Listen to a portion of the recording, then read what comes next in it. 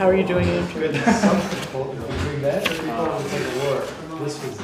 think we would, it's probably fair to say that the meeting will start at around 6. Okay, yeah, I'm just gonna be working in the office. It's not necessarily always the best food for the body, but it's good for the soul. That was probably my favorite part of the last choice. I know.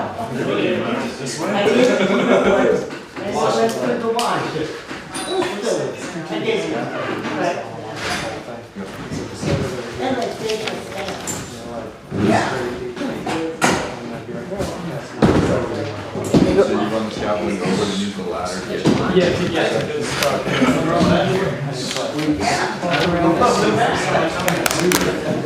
I saw that. You about ready, Shane? Well, no, but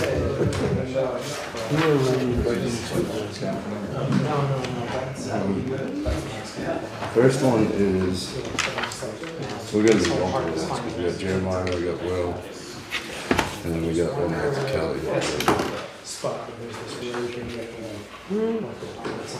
So the first one, I don't know, Sandra, and, it can be Sandra and Jeremiah. For the first one. And then all change. Alright.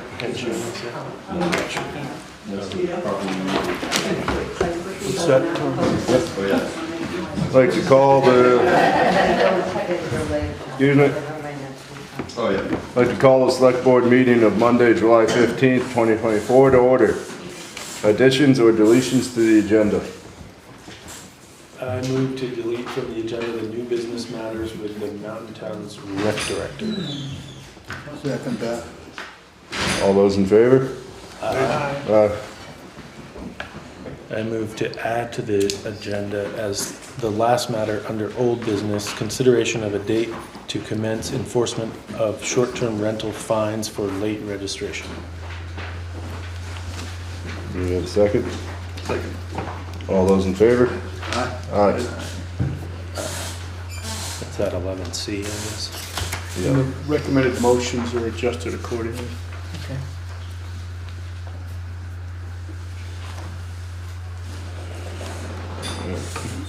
Item 3 is executive session, the appointment or employment or evaluation of a public officer or employee per 1 VSA 313A3.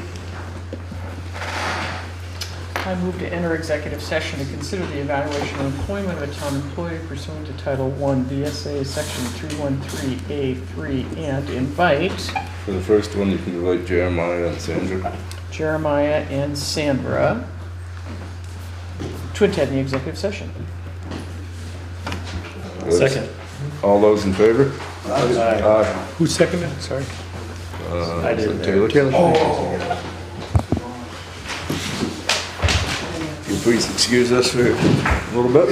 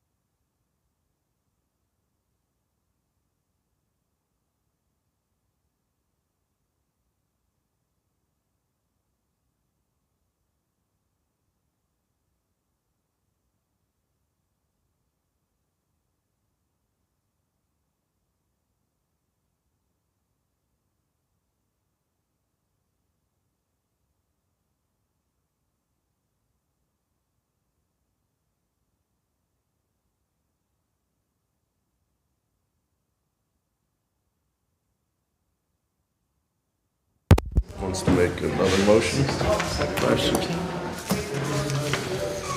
I move to Change enter, date included if he wants or not. okay. But I don't care what's on. I move to enter executive session to consider the evaluation or employment of a town employee pursuant to Title I VSA Section 313A3 and invite Shane, Will, and Esther. Oh, I don't know that I need to be here. Okay, Yeah. Will and Esther then. Will and Esther to attend the executive session. Seconded by? Jim, yeah, All those in favor? Aye. and at 5:17.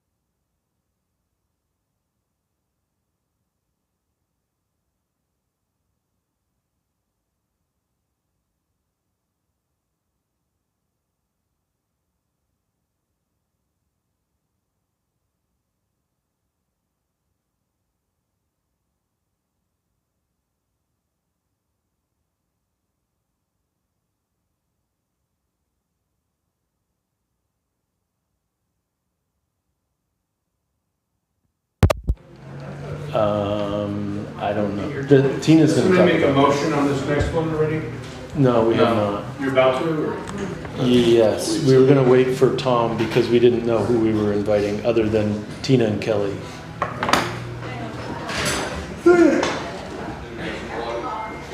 Having fun yet? Oh, yeah. That's good. You're official. I got relegated to Melissa's spot. Closer to me, though. I know, and I get to look at you guys, because when I sit over there, it's very hard for me to turn. A stiff neck and I everything. I literally have a stiff neck. That's right, how's your neck? Well, it's permanently stuck. I mean, it's all fused up there. It's just sort of naturally happens, so certain turning motions are harder. Yeah, Yeah, things I can't do. yeah, yeah, I can't turn his thumbs. right. The crowd gobbled him up. So Taylor, you should make the next motion and Jim second it. That way it's easier for cut and paste later. Okay.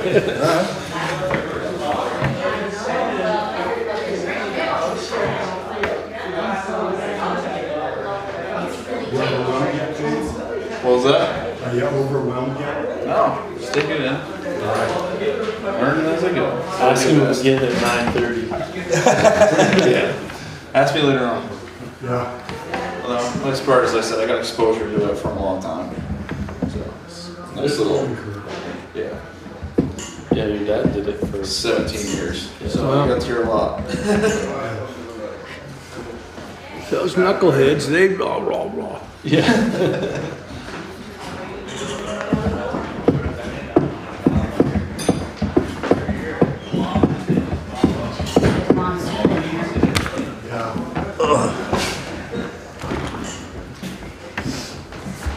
All right, anyone care to make that motion? I move to enter executive session to Are we consider. still in executive? No, we're entering it now. You can What's close that? it. You can close it now. Yeah.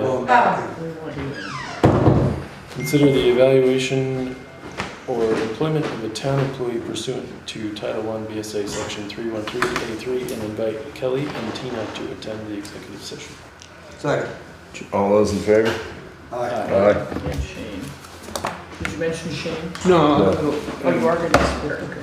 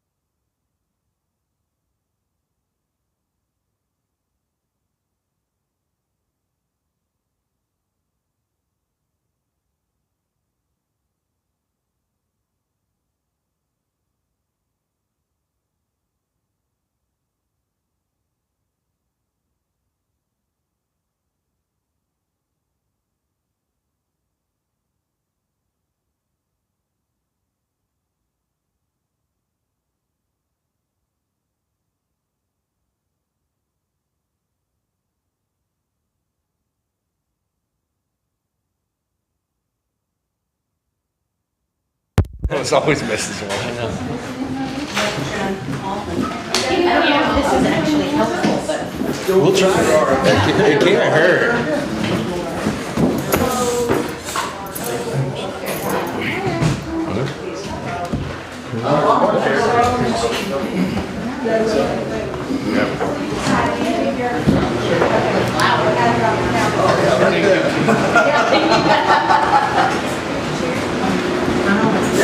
Is that gonna be too loud in the video?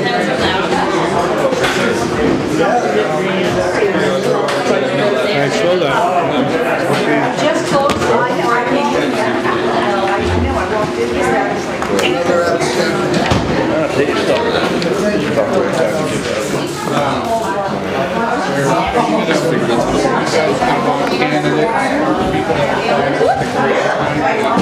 You got a nameplate, you got other stuff. Steve, we don't know at this point. Started working as the show. I'll tell you what, I got some chores. Do you prefer James or Jim or what? Yeah, James is good. Stay cool, everybody. Getting it?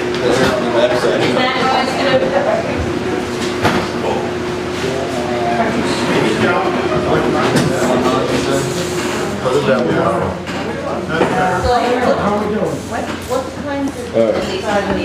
Good? You good, Shane? I am all set, thank you. All right. But they didn't say. Come out of executive session at 6:09. Item 4, minutes approval, meetings of 7/1/2024. I move to approve the minutes of the select board meeting of July 1, 2024. All those in favor? Aye. Item 5, oh wait, we had a motion we had to do. You forgot the one coming out of. Yeah, sorry, we forgot one motion. After executive session. Gotta go back to that. Yeah. I move to acknowledge the appointment of Allison Marino as assistant town clerk and to set a starting hourly rate of pay of $20 per hour effective July 2, 2024.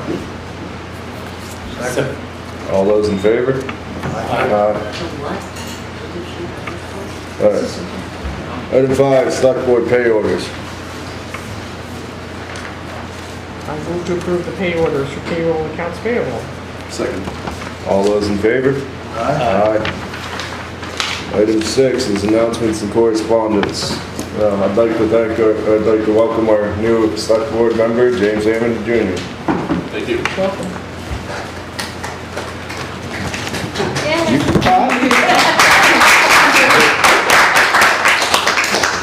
Thank you, guys.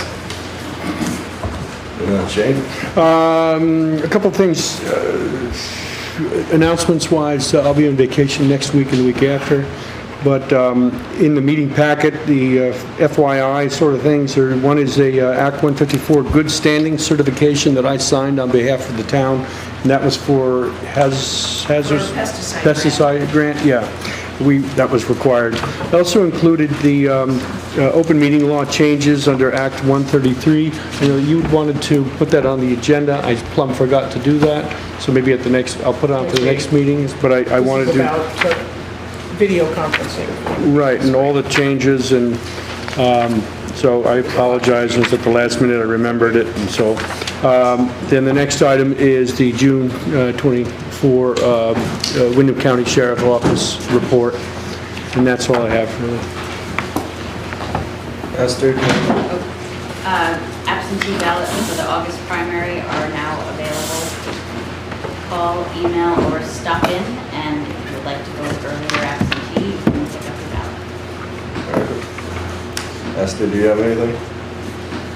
As announcements, no. Wait. And we'll move on to item 7, visitors and concerned citizens. Anyone have anything they'd like to discuss? Seeing no hands, we'll move on. Item 8, town official business. 8As, Board of Listers, homestead penalties. Jeremiah? It's kind of the time of year where the select board must determine if they want to impose a late fee for filers on homesteads, on late filers. So under statute 32 VSA, 5410, gives the select board the ability to impose a 3% fee on late filers and up to a 3% fee and up to an 8% fee on people who are kind of filing under the wrong appropriation. I don't know how else to say it. So like if you're supposed to file a homestead because you live in a property, but if that rate is lower and you decide not to file, it's kind of like you're gaming the system. I don't know how else to explain it, but like if you're supposed to file under a certain category and you don't, and then you get kind of called on the floor about that, the state says, hey, you should have filed this, there can be a higher penalty. I don't know how else to.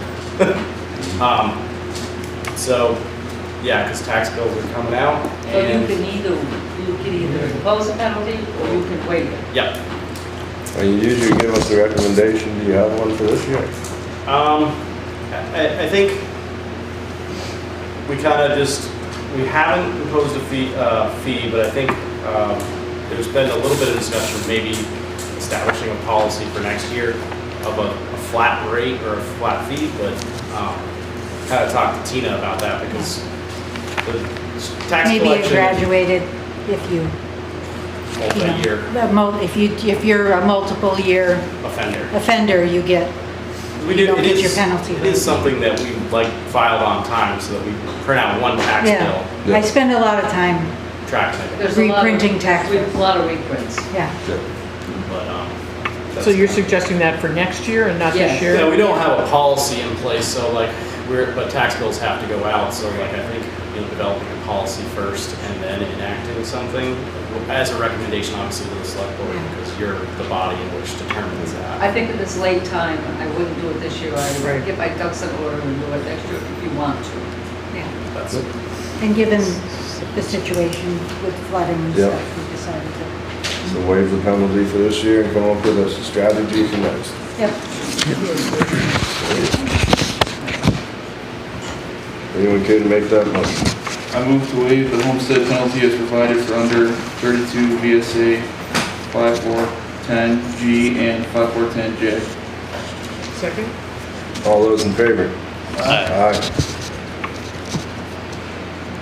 8B, Williams Dam Advisory Committee, recommendation on the future of Williams Dam. Believe you're gonna give the presentation, Paul? Sure. What else? Can I sit? I'm going to be allowed to speak as well. Are Yep. the people on the committee? Okay, just one.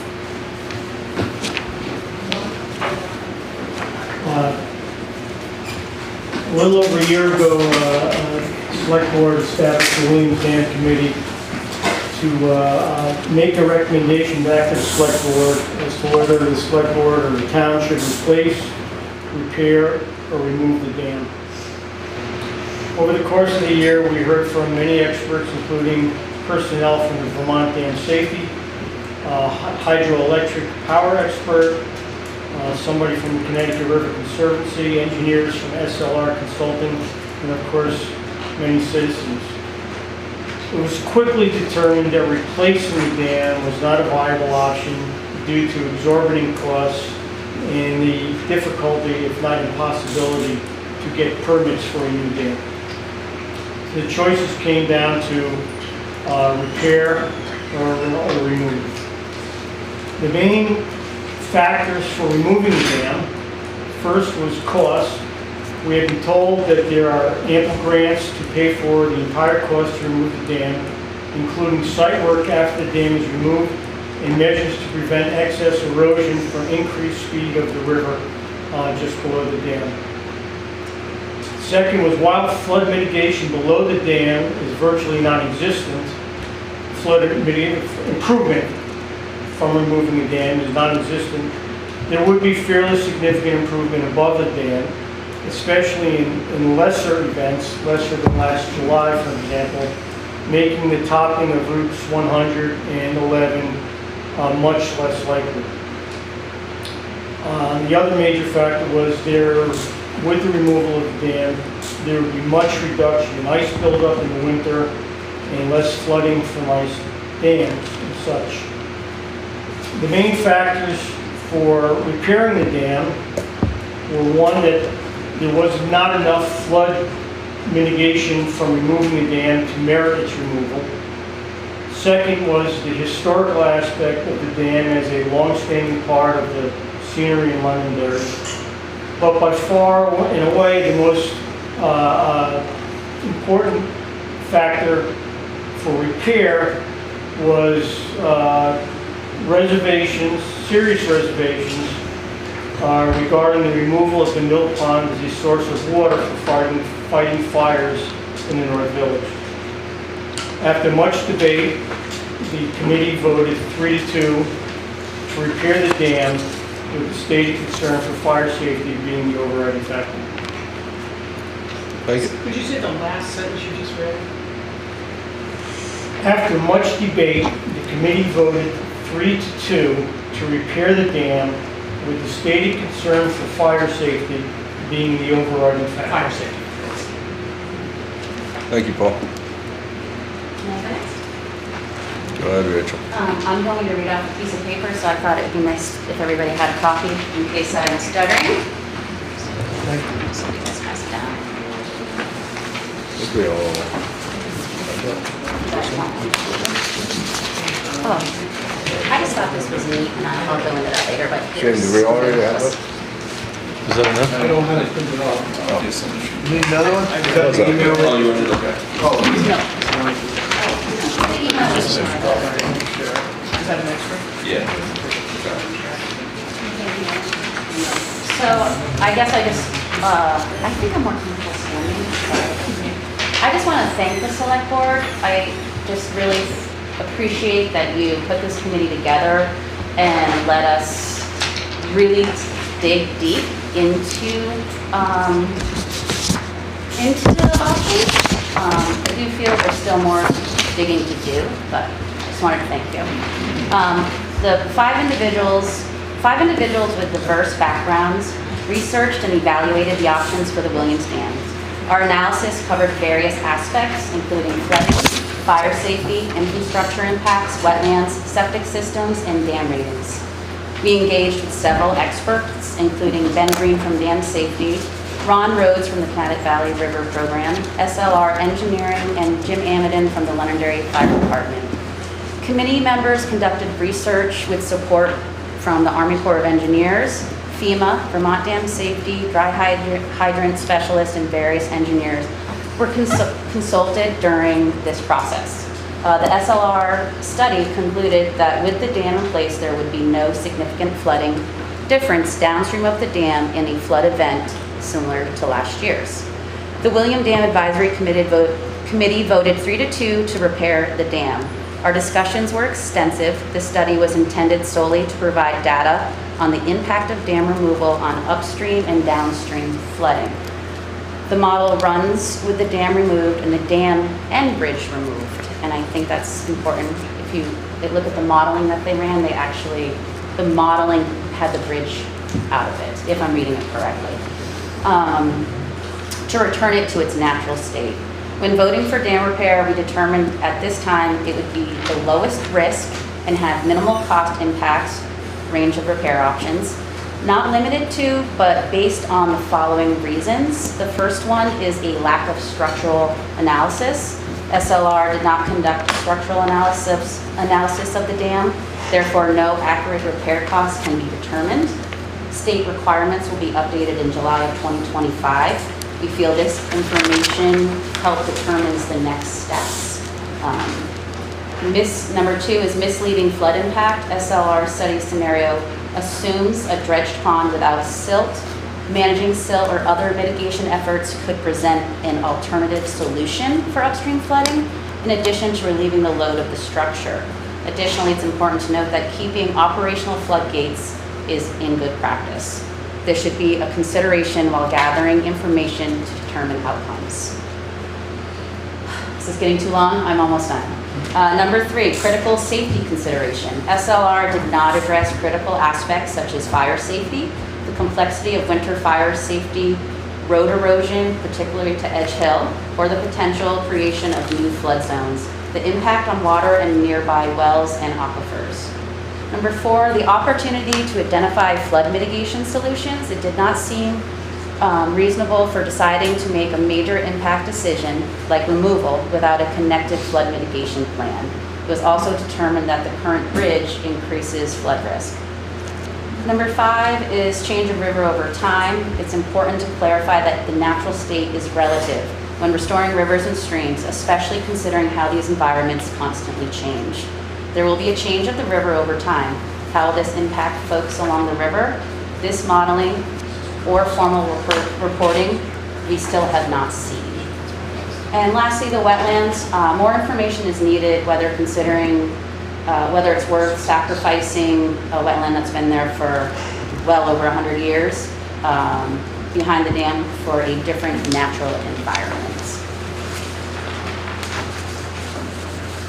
Tried to make that quick, but I actually have probably 50-page packet I was going to print out tonight, but I decided not to do that with the town's paper inventory for each of you, and Staples was not able to take my services today. So I do have information that I would like to provide you that supports more of the decision, if you would like to read it.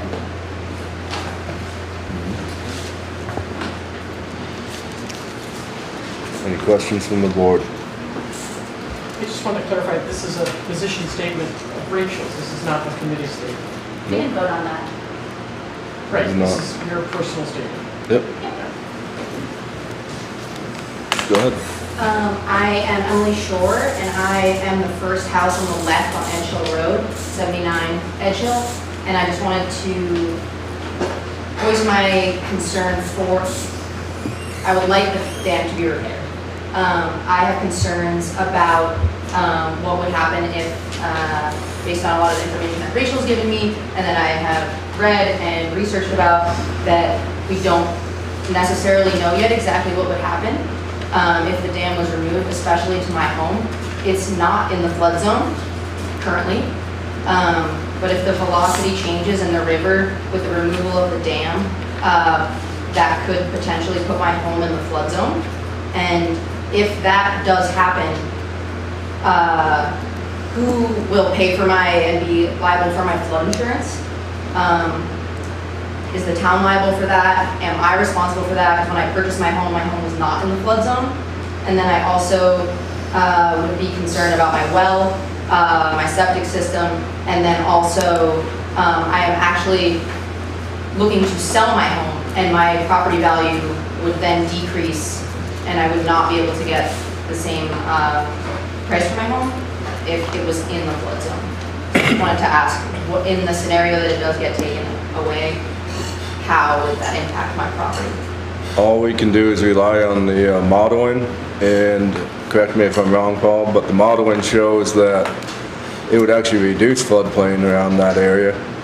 And also, the SLR stated when they did their presentation that I watched, that over 50 dams they've removed, they've had one well that was a problem, and that was because it was a dug well. Correct me if I'm wrong. That's what they said. In addition to which, we've been told by people at Connecticut River Conservancy, and this was also reinforced by Roy from SLR, that yes, velocity of the river below the dam will increase if the dam is removed. However, in the planning for removal and the work that they will do to bring the area back will factor in increased velocities, especially at the bend where the river makes that sharp right turn, which the increased velocity will have an effect, and they will plan for that and will build in, and I don't know the details of it, will build in structures that will prevent excess erosion from occurring. In addition to which, while there is no lessening of flooding if the dam is removed, there is no increase in flooding below the dam area as per the models. I guess I just want to respond as well. I feel like there isn't a guarantee. We don't know until we remove the dam. So I think her question is the town prepared to do something if the floodplain changes, if the velocity does cause erosion? I also, I guess, have that concern with erosion because our wastewater that we're putting in for the town that we voted for, those lines will be running up Edge Hill Road for our village. And so I think that we need to consider erosion with the velocity change there. So, and I guess I'm just saying, we can make assumptions, but do we know? And there should be a plan.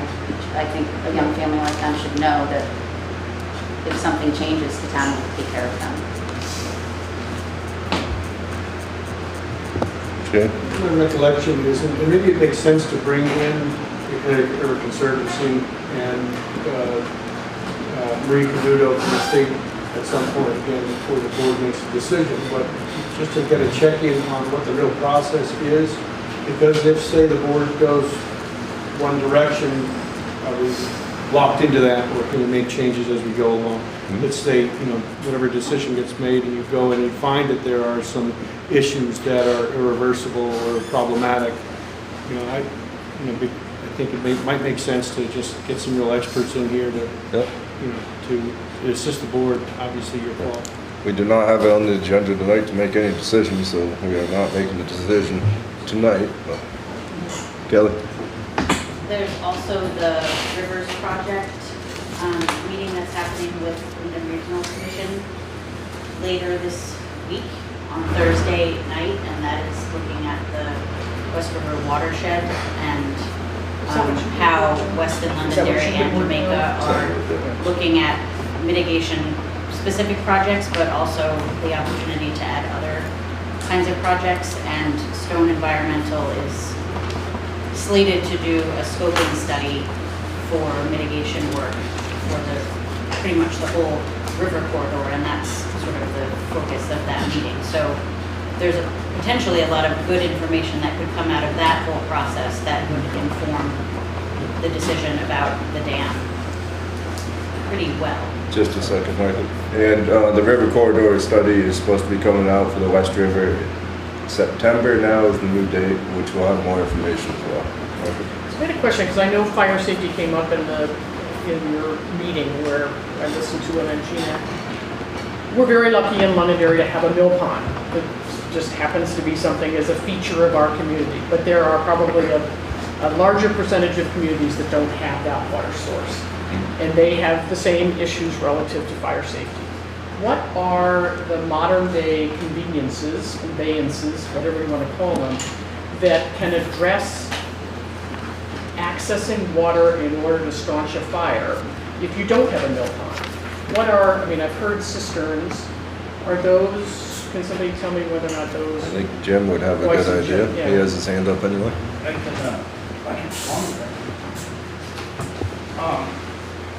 The reason why the mill pond is so important for us in Londonderry and why it's such an asset for us to have it is that when we look at water sources for the fire department, we look at two things: accessibility and competitivity. As we all know, most of our fires are in the wintertime. It's just the way it happens to work out, because if people are heating their houses poorly or whatnot, not cleaning the furnaces, not cleaning the chimneys, things happen, you have a house fire. There's a lot of private houses in town that have ponds out behind the house in their backyard, whatever.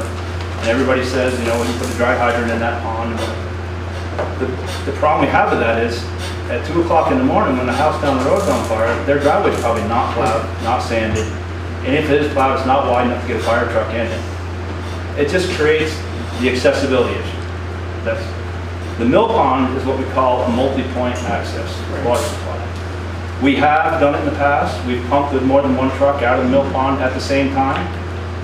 We can line the trucks right up on Route 11. I can put 3 or 4 trucks there with a hose in that pond. And if you get into that village where you've got houses right close to buildings, businesses close together like that, and one starts, it's going to spread fast. And it takes copious amounts of water to fight that. I get that, but in very arid climates, let's pick Southern California, for example, people don't have ponds in their backyards. How do fire departments in those places, in those rural communities, solve the problem of accessible water if they don't have, quote, a mill pond? That's all I'm asking. Well, first of all, they lose a lot of houses. No, come on, seriously, they lose a lot of houses. But there is a tune to it as you are, right? So what are they doing? Not necessarily. No, a lot of them actually put together evacuation plans because you're not going to save the house. Okay. That is their That's plan. one solution, right. If you I can't that. get water, you can't get water. There are other options. You can put in dry hydrants, as I just stated. Dry hydrant is a single point access. Yeah. You can't get enough water off one single point access to fight a large fire in the village. So you're gonna be trucking it in. A fire doubles in size every minute. Yeah. Not from the time we get the call, not from the time we get out of bed. From the time that fire starts, it doubles in size every minute. So you add all that time up that you gotta spend trucking, bringing trucks in from Chester, Manchester, Winhall, Stratton. If there's somebody trapped in that house, the only thing that saves them is getting there quick and getting water there quick. We can't do anything without Right, but water. I also heard you say in that meeting that the calculation of what's in that mill pond is like, I don't know, 1 million gallons. I can't remember the number. No, But you Paul said that when they were done, they were gonna have a pool by the bridge that could possibly have 1 million gallons in it, which I don't buy. Right, but because- you also said that regardless of what's in that pond, you're gonna be using that water so fast that it's gonna be depleted pretty quickly. One truck pumps 1,250 to 1,500 gallons a minute. Right, you said you'd be If we've got a keeping that pond pump, pretty if it's a quickly. large fire in a village and we've got 3 trucks pumping that much water, say for 8 hours, Yeah. 7, 8 hours, you do the math. It's a lot of water. Yeah, That's not enough. They're still gonna have to truck it in or whatever. The mill pond, any fire chief you talk to, they would much rather have that mill pond, that large body full of water that you can get a truck, drive right to it. yep. We can lay large diameter hose right down the center street, Main Street. We don't even have to put a truck in the mix. Yeah. Just No, one and truck as I at say, the we're very pond lucky, we're and really lay it. very lucky, yeah, yeah. It would be a shame to lose it. And I can go on all night about why that's better than dry hydrants. South area put a dry hydrant in the river down here by the firehouse. Every high water event, it wiped out. It's gone. Thank you.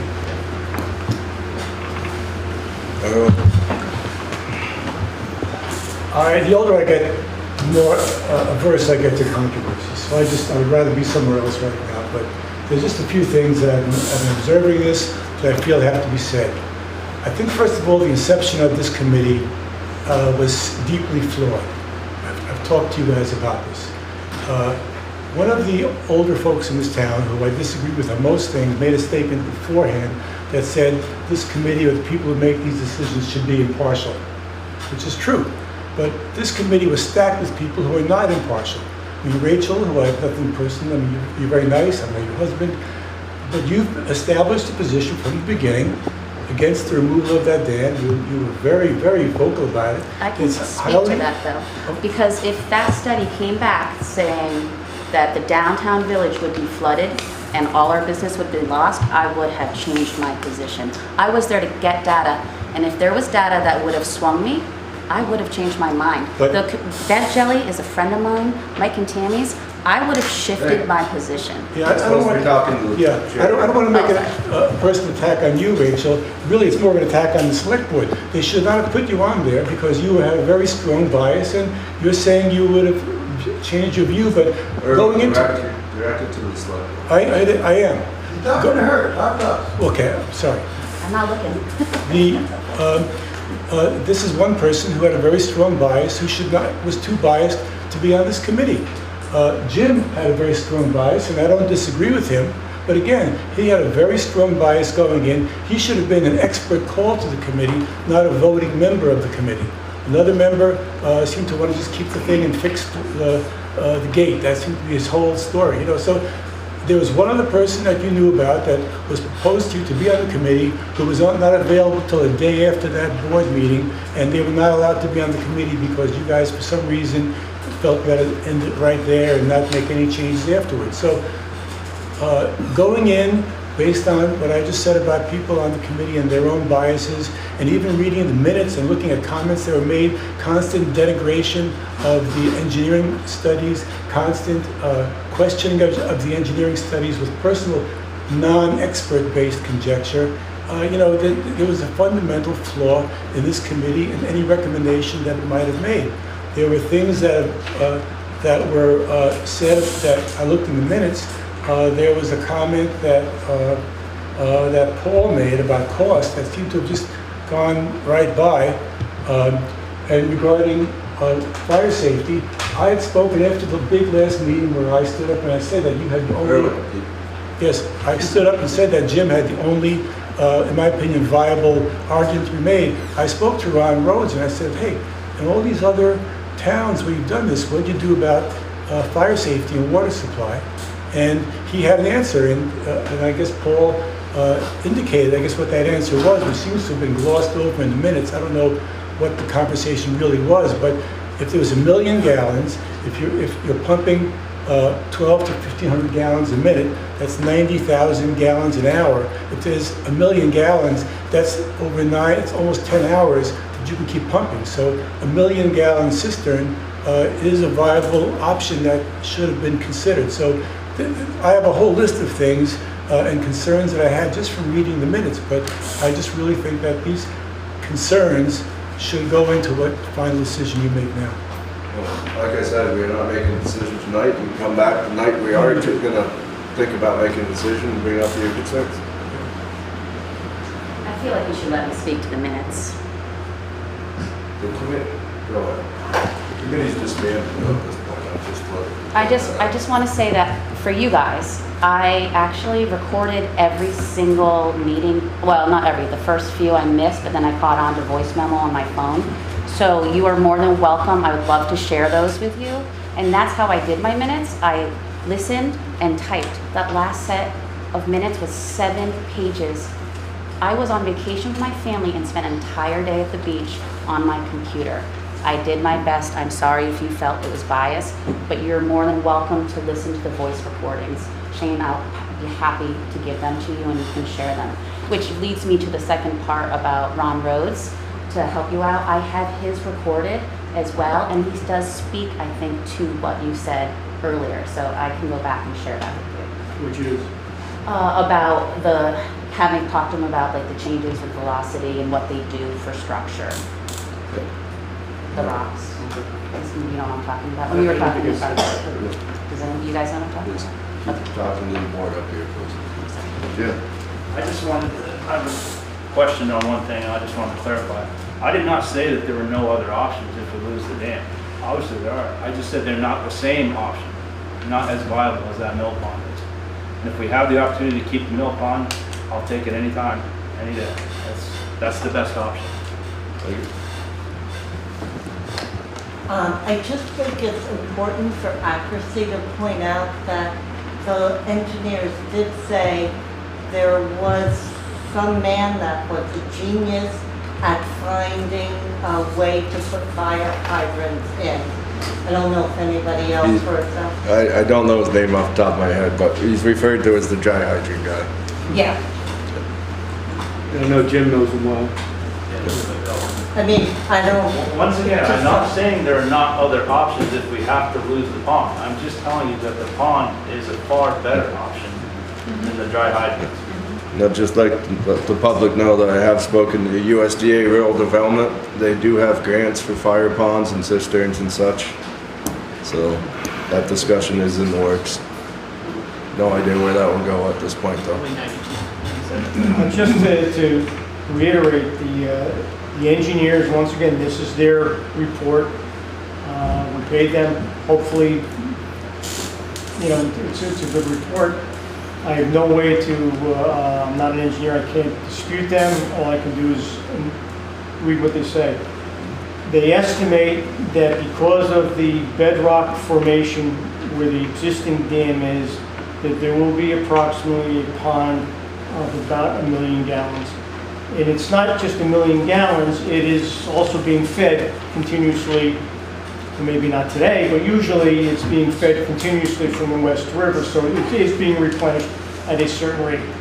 In addition to which, just below the existing dam, there's something that the engineers refer to as the pool, which if you even go there today, where the West River seems like it's a trickle, in that particular spot, and I can't measure it, I'll tell you how many gallons are in it, but it's clearly several feet deep, and it goes on for maybe 100 yards downstream. A couple other things I'd like to just clear up, because people have been asking about it, not necessarily here, but over the course of the year. A lot was made about improving our ability to handle an event like last July, if the pond was dredged, the sediment was removed.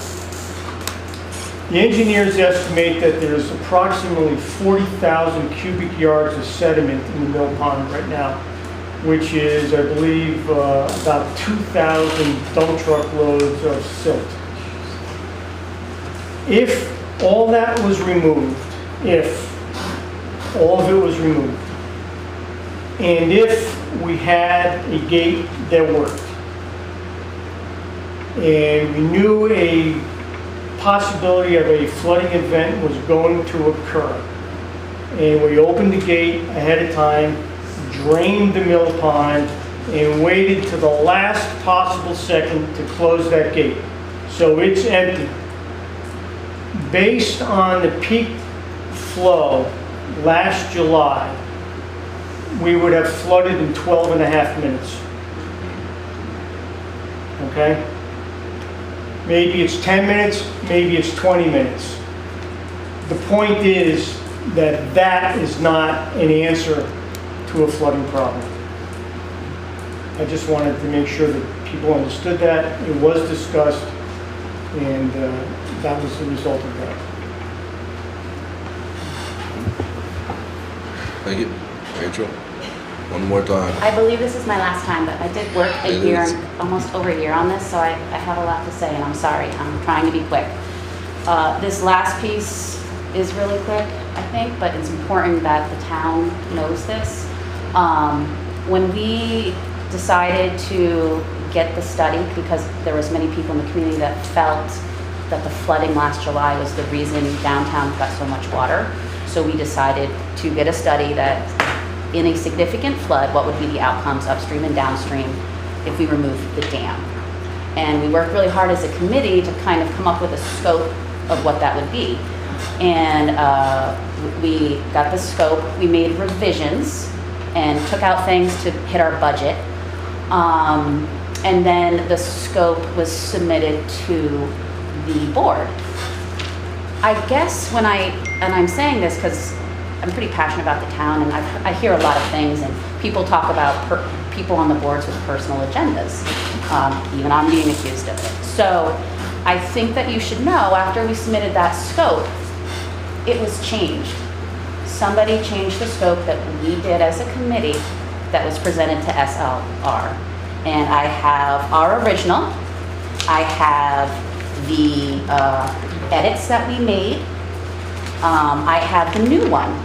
And it was added, compare dam removal, repair, and replacement, which was not the focus of that study. That was the job of our committee. So somebody added that, and then with that, they took the comparison and they made a recommendation. Those were not supposed to be on the study. That study was one more piece of data for flooding for the town. And so when we talk about personal agendas, I have to question, like, who added that to the scope? I have no idea, but it's concerning. And I don't know if you can speak to it, Shane, but I guess I can talk to you guys. I'm looking it up, but that graph like that is prepared by the consultant, not by the town. It was attached to the scope, so maybe it was SLR. Either way. And so our last meeting, I had asked to have the recommendations removed because I personally feel it discredited the year of work that we did as a committee to make you a recommendation. And I still feel that way because now, like on Nat TV the other night, they talked about their recommendation for removal. And I was like, but that's not what that study was for. And so I just think that whoever it did, it should be known that that happened. And I'm happy to share these with you. I also wanted to bring up that the minutes with those edit changes, and I don't know why, but they were not posted online. I couldn't find them. So I did find them in my batch. The what? They weren't online. You know where you post the minutes? The edit changes, this little tiny guy? This wasn't online. It could have just been a miss, but the edit changes weren't online. There was a change to the scope. It's suspicious. again, I'll end, I'm not gonna say anymore, but thank you for taking the time for us to do that. And I know that he's upset about the committee, but I also know it's in your hands. It's not in the committee's hand, it was just a recommendation, so. All I know is that this board approved the scope that we were given by the committee. If SLR added comparison between the dam not being there and not being there, I don't see why you wouldn't want to see that comparison. I mean, that's useful information to have. They're doing the work anyway, you might as well have the comparison.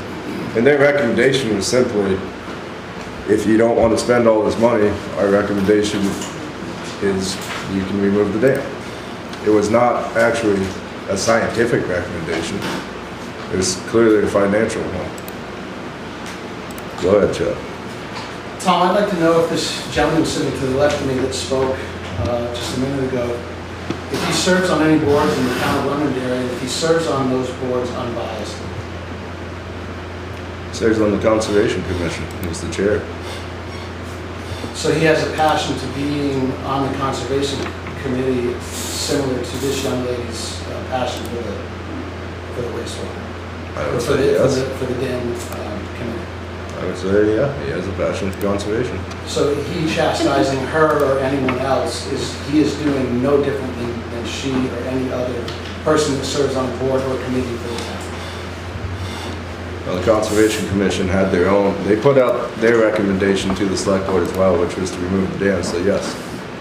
So He is had his recommendation. With bias or unbiased? He was not on the committee. Well, I understand that.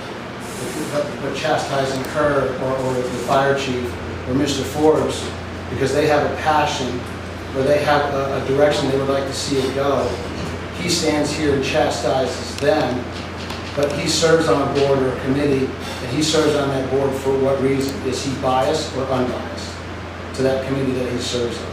Can I say one thing? You'd have to ask him that.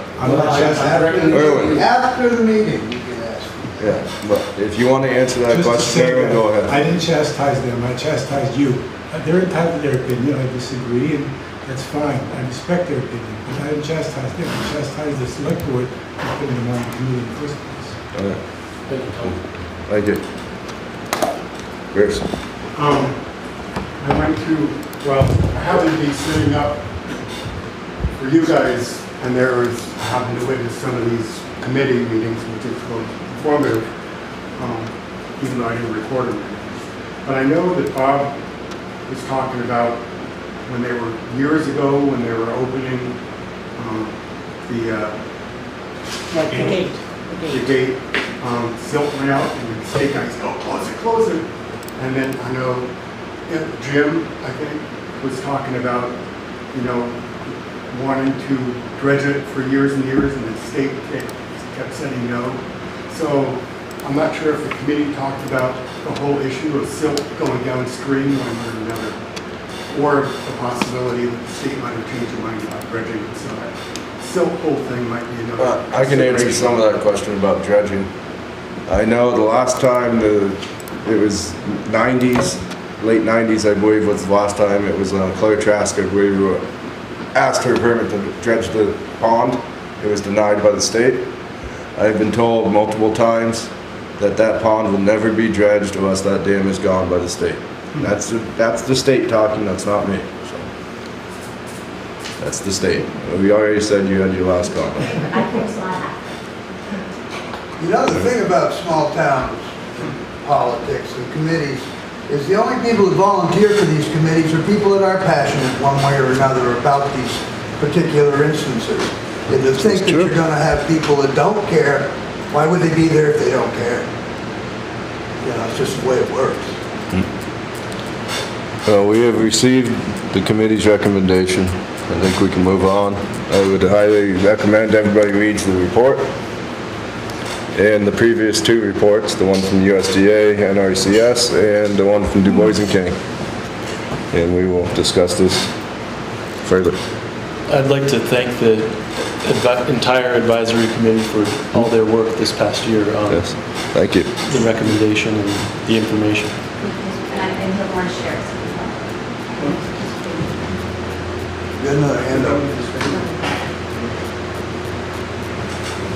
One last question. Yeah, I just want to ask, Please, like, question. before you make your decision, will you have a meeting in case for people to talk before you make a decision?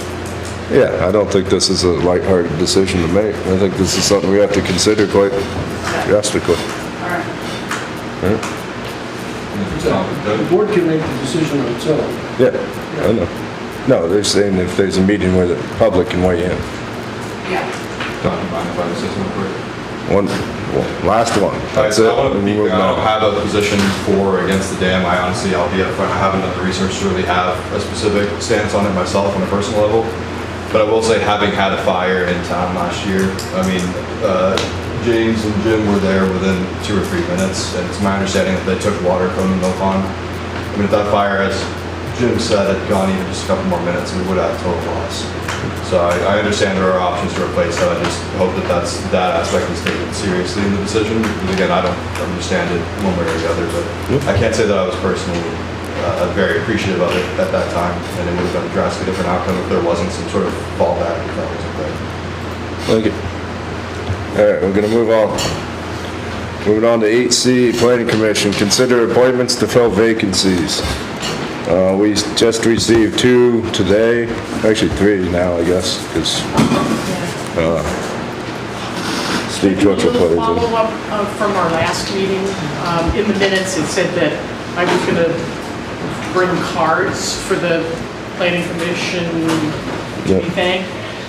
As I sat there and thought about it, I just thought this was not probably the right way to appreciate their work.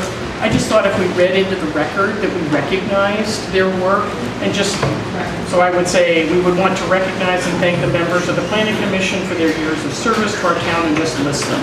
And that way it's in perpetuity, basically. But I think it's a nice way, just like we've thanked the Dam Commission for their work, so. Go ahead. What's that? I said, go ahead. Can we do it again? Oh, We want to recognize and thank the members of the Londonderry Planning Commission for their years of service to our town. Sharon Crossman, Larry Gubb, Mimi Lines, Elsie Smith, Mary Ann Morris, Richard Dale, and Heather Stevenson, thank you. I think that's the group. All right. So that would be my motion. You're making a motion to... Well, we talked about it as a resolution. As a resolution, yeah, yeah. Have that put into the minutes, please. Thank them. Yes. I can't hear you, I'm sorry. I said have it put into the minutes and thank them, as you did. Great. There you go. The other thing, and bear with me a little bit, but I also spent some time thinking about how anybody creates a board, creates a commission, if you will, and you want to think about the skills that you'd love to have so that you have as a body, a group of individuals, each who contributes something unique in terms of skills if they have them. So I sort of thought of all the skills that we would want a planning commission to have. Doesn't mean we're going to find them, but project management, urban design and development, service on municipal or nonprofit boards, map skills, understanding of open meeting laws, grant writing experience, a visioning and forward look mentality, if you will, experience with community outreach, because so much of this is work that involves getting feedback from the community. And then I thought about sort of what you want those individuals to have in terms of skills. These are particular competencies, but I thought people who embrace the need for town economic viability, whether or not it's housing, wastewater, flood management, suspend own beliefs and consult and believe experts, collaborate with other municipal bodies and the the Wyndham Regional Commission, the capacity to learn and mentoring others so that if you've got someone who's got skills that they're also doing that. So I just sort of thought about those key attributes and also skill bases that we might want to use as we're evaluating people who've presented their names. I'm interested in the urban development, because we are not an urban No, but city, we are rural Well, development. I mean town planning. So rural development, Rural development. that sounds better, I Urban, would rural say. development, whatever. That was my I would term. say that would come off better. Okay, sorry. But I thought it was important to think of those, because we are starting from scratch. And Mhm. so we don't have mentors, like Sharon did a superb job of teaching new people who are coming on about various aspects of town history, about what's been done in the past, how the town plans have been doing. So we've got to make sure we've got the best people in those seats as we're doing this. So anyway, thank you for Yeah, I agree, there's some qualifications you can look for, but there's also just people who love this town, who want to learn how to do this job, and you should not belittle them either. No, and I think you sort of create buckets and you say, well, let's take one from this bucket and one from this bucket so that we have a balanced group. Yep. Yep.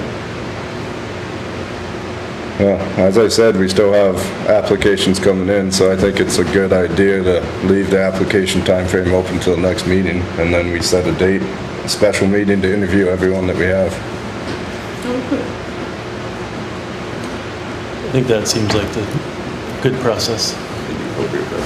Anna, you got? Can I just say something?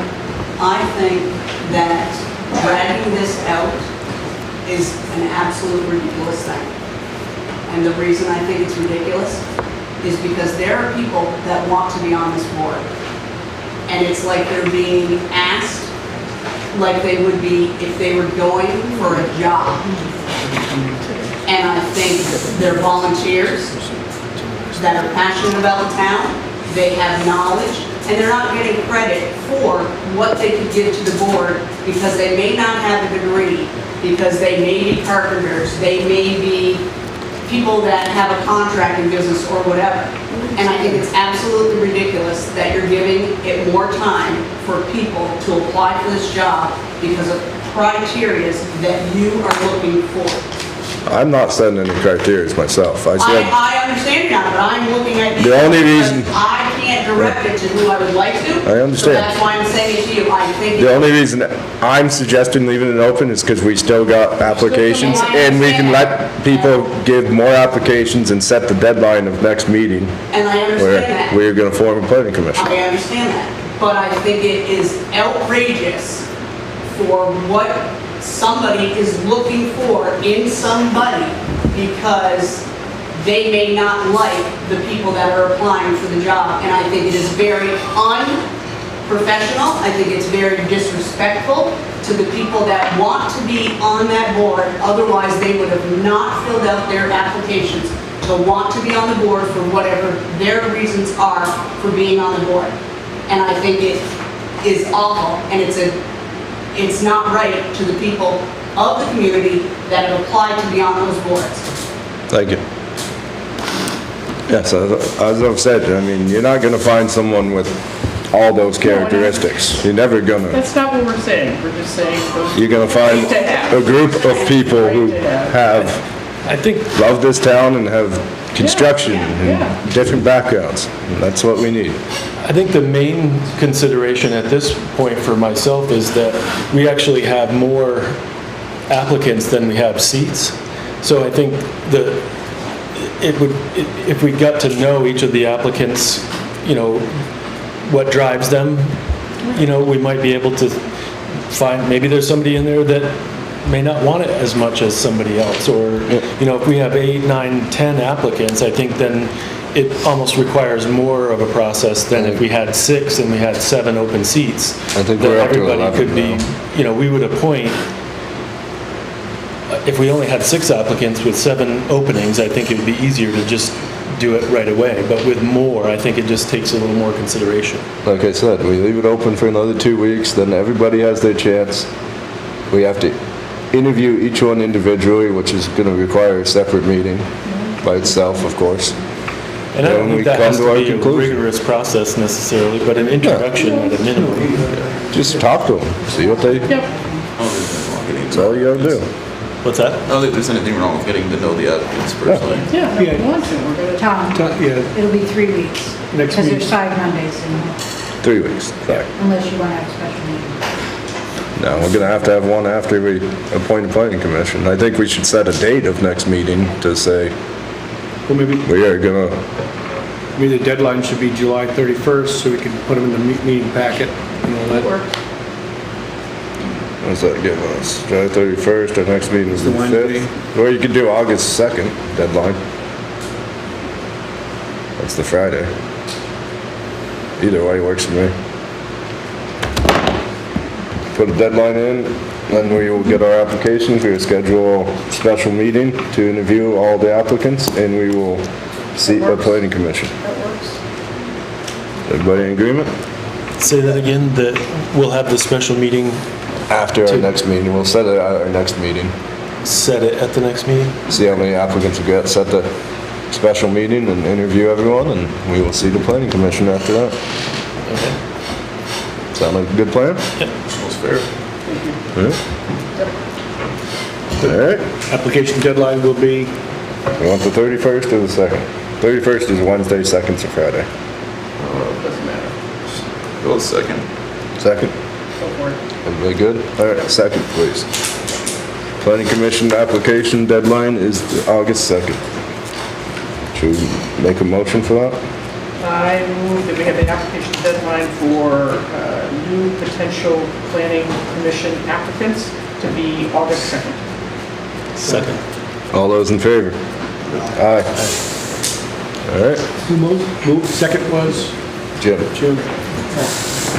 Alright, moving on to 8D, town treasurer receive and review treasurer's internal financial control document. Is that the check sheet? Yeah. Is it what's in the app? Scanned it It's the in, same as last year's, which you have in your It's in packet. the packet. I guess. Oh, I know it's in here. I don't have to report. Yeah, this is a document that's required each year, and where to go, it's on your page 36. It appears to be identical to what was there last year, pretty much. Yep. That's different. Wait, one is, No. No, Yep. Now they're all the same. you know what, that's different than, but it doesn't matter. It's a better, does one have a date Yeah. of 24 on it? This one The has newest- 23. Oh, that Right. should be, Yes. I don't know, because I don't know if the select board has attended financial trainings, because has any of you attended financial trainings? Yes. So it's enough. other than with me. Yeah, other than with you, no. No, maybe Yeah. we put that in our goal statement. But anyway, this is what prepared by Tina today. It's Same. essentially the same as what you have, and again, by statute, it's just one of the few things that are actually required each year. Page 36. It's on page 36, Jimmy.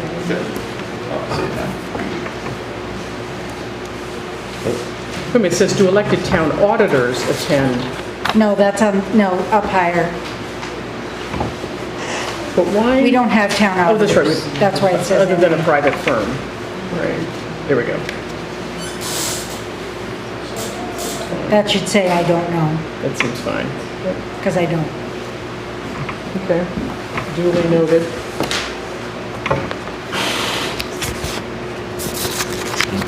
If anybody ever wants to go to any financial trainings with me, you're welcome to. Anyone to go to the bank to find out what's about. Anyone care to make that motion? I move to acknowledge pursuant to 24 VSA 872 subset C, receipt of the town treasurer's internal financial control document, which was prepared in confirmation with or conformance with 24 VSA 1571B. Second. All those in favor? Aye. Moving on to item 9, transfer station, solid waste management, 9A's updates. How did I do this? Can we combine A and B? Do you need a motion to do that? Can I make one update before you start? Yep. Is that Fairpoint just went up $70 on the phone bill between the town hall and the transfer station for nothing, because they charge us for long distance, and I'm gonna, with your permission, explore cheaper options now that there's fiber, and maybe we can get internet at the transfer station. Sounds good. Yes. For a number of reasons. Yes, so, I know Fidium, I'm sure that they would service that address. I think Comcast goes by there too, so. Their cheapest one to start with is like $35 Yeah. a month, and it, I mean, even the bottom tier is faster than DSL through Comcast, or Yeah. Consolidated. Yeah, well, we don't have any internet there anyway, Well, because Fidium is it's never been an option. Right, but it's their fiber, Yes. Fidium is the Yeah. fiber division of. But So- all runs through. I'm gonna look into saving us some money. Yeah. One is a Good for you. regular landline and one is the fiber. Yep. Okay, that's my That's the update. financial training you were talking about. Yes. I'm a penny pincher. Well, is there anything you need to do under updates that just can't be done under the review? No. So, okay, so we'll move on. We'll Yes. just go on the review. Yeah, okay. Going on to 8B, review bid and award contract for solid waste management services. So I just want to explain basically what we do now. We have what is known as a dual stream recycling, whatever. And the dual streams are all our mixed containers. We have glass, we have cans, we have plastic containers. The other stream is mixed paper. For the last year, I would say, what's happened is cardboard is being thrown into the mixed paper. What that does, it contaminates the load, because when we just send a load of mixed paper, it's baled and sold. When cardboard gets included in that, it has to go through the materials recycling facility, and we're charged a processing fee that we wouldn't be charged otherwise. So in essence, what we're doing is single stream recycling. Meaning that everything that we're sending there is going through that facility. And it's expensive, it's more expensive, and we're not getting any revenue for the paper. So in chatting with Casella, we talked about the possibility of putting in another compactor and using that compactor for what's now being put into the paper container and the container, mixed container containers. And what that would achieve is a big reduction in the number of hauls. We're charged every time those containers go out, we're charged per haul. If we put a compactor in, the difference in the number of hauls would be somewhere around 90.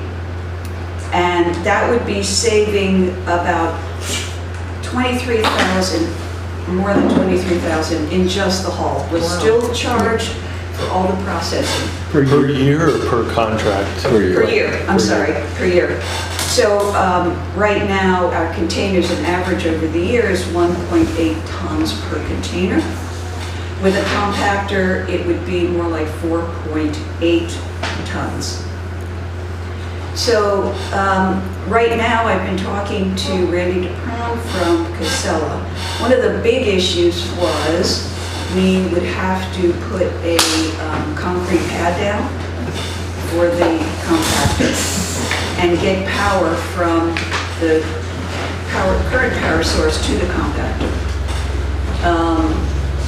And at first we thought we would need to bring in three-phase power. I talked to Greg Heaton. He said there's a project going on, or it was supposed to be going on. It may have to wait till the fall.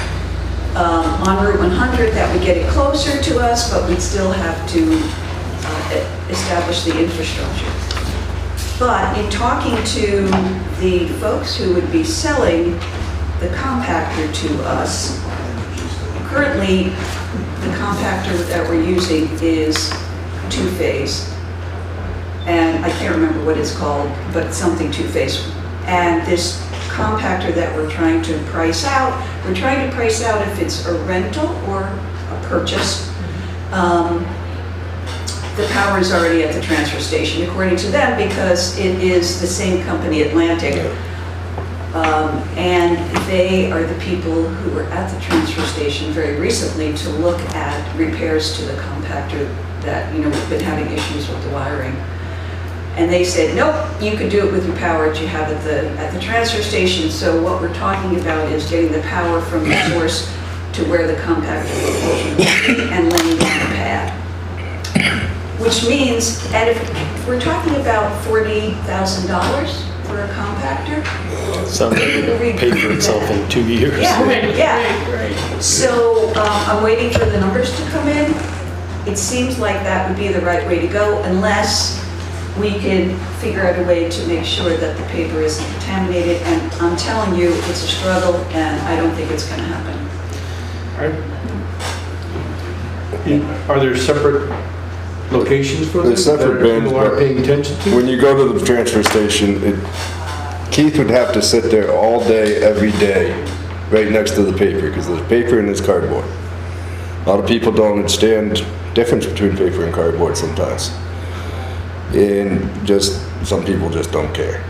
I mean, it's as simple as that. And you could sit there all day and take cardboard out of that paper, and you're never gonna get it all. So we did have another person who was the Sunday person, and I asked him to not put the cardboard in, and he was not argumentative. You still there? No. Well, we don't have a Sunday person Yeah, we anymore. don't have a Sunday person, yeah. I'm sorry. Well, you're kind of starting to answer what I was going to ask about. How would this new piece of equipment be attended as far as, would individuals come and throw stuff in the compactor like they do with household trash? Or would it require an attendant to make that separation?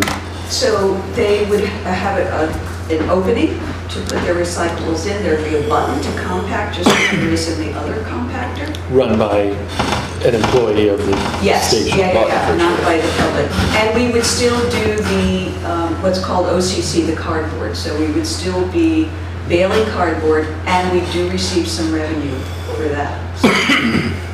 There's a bug flying around my face, sorry.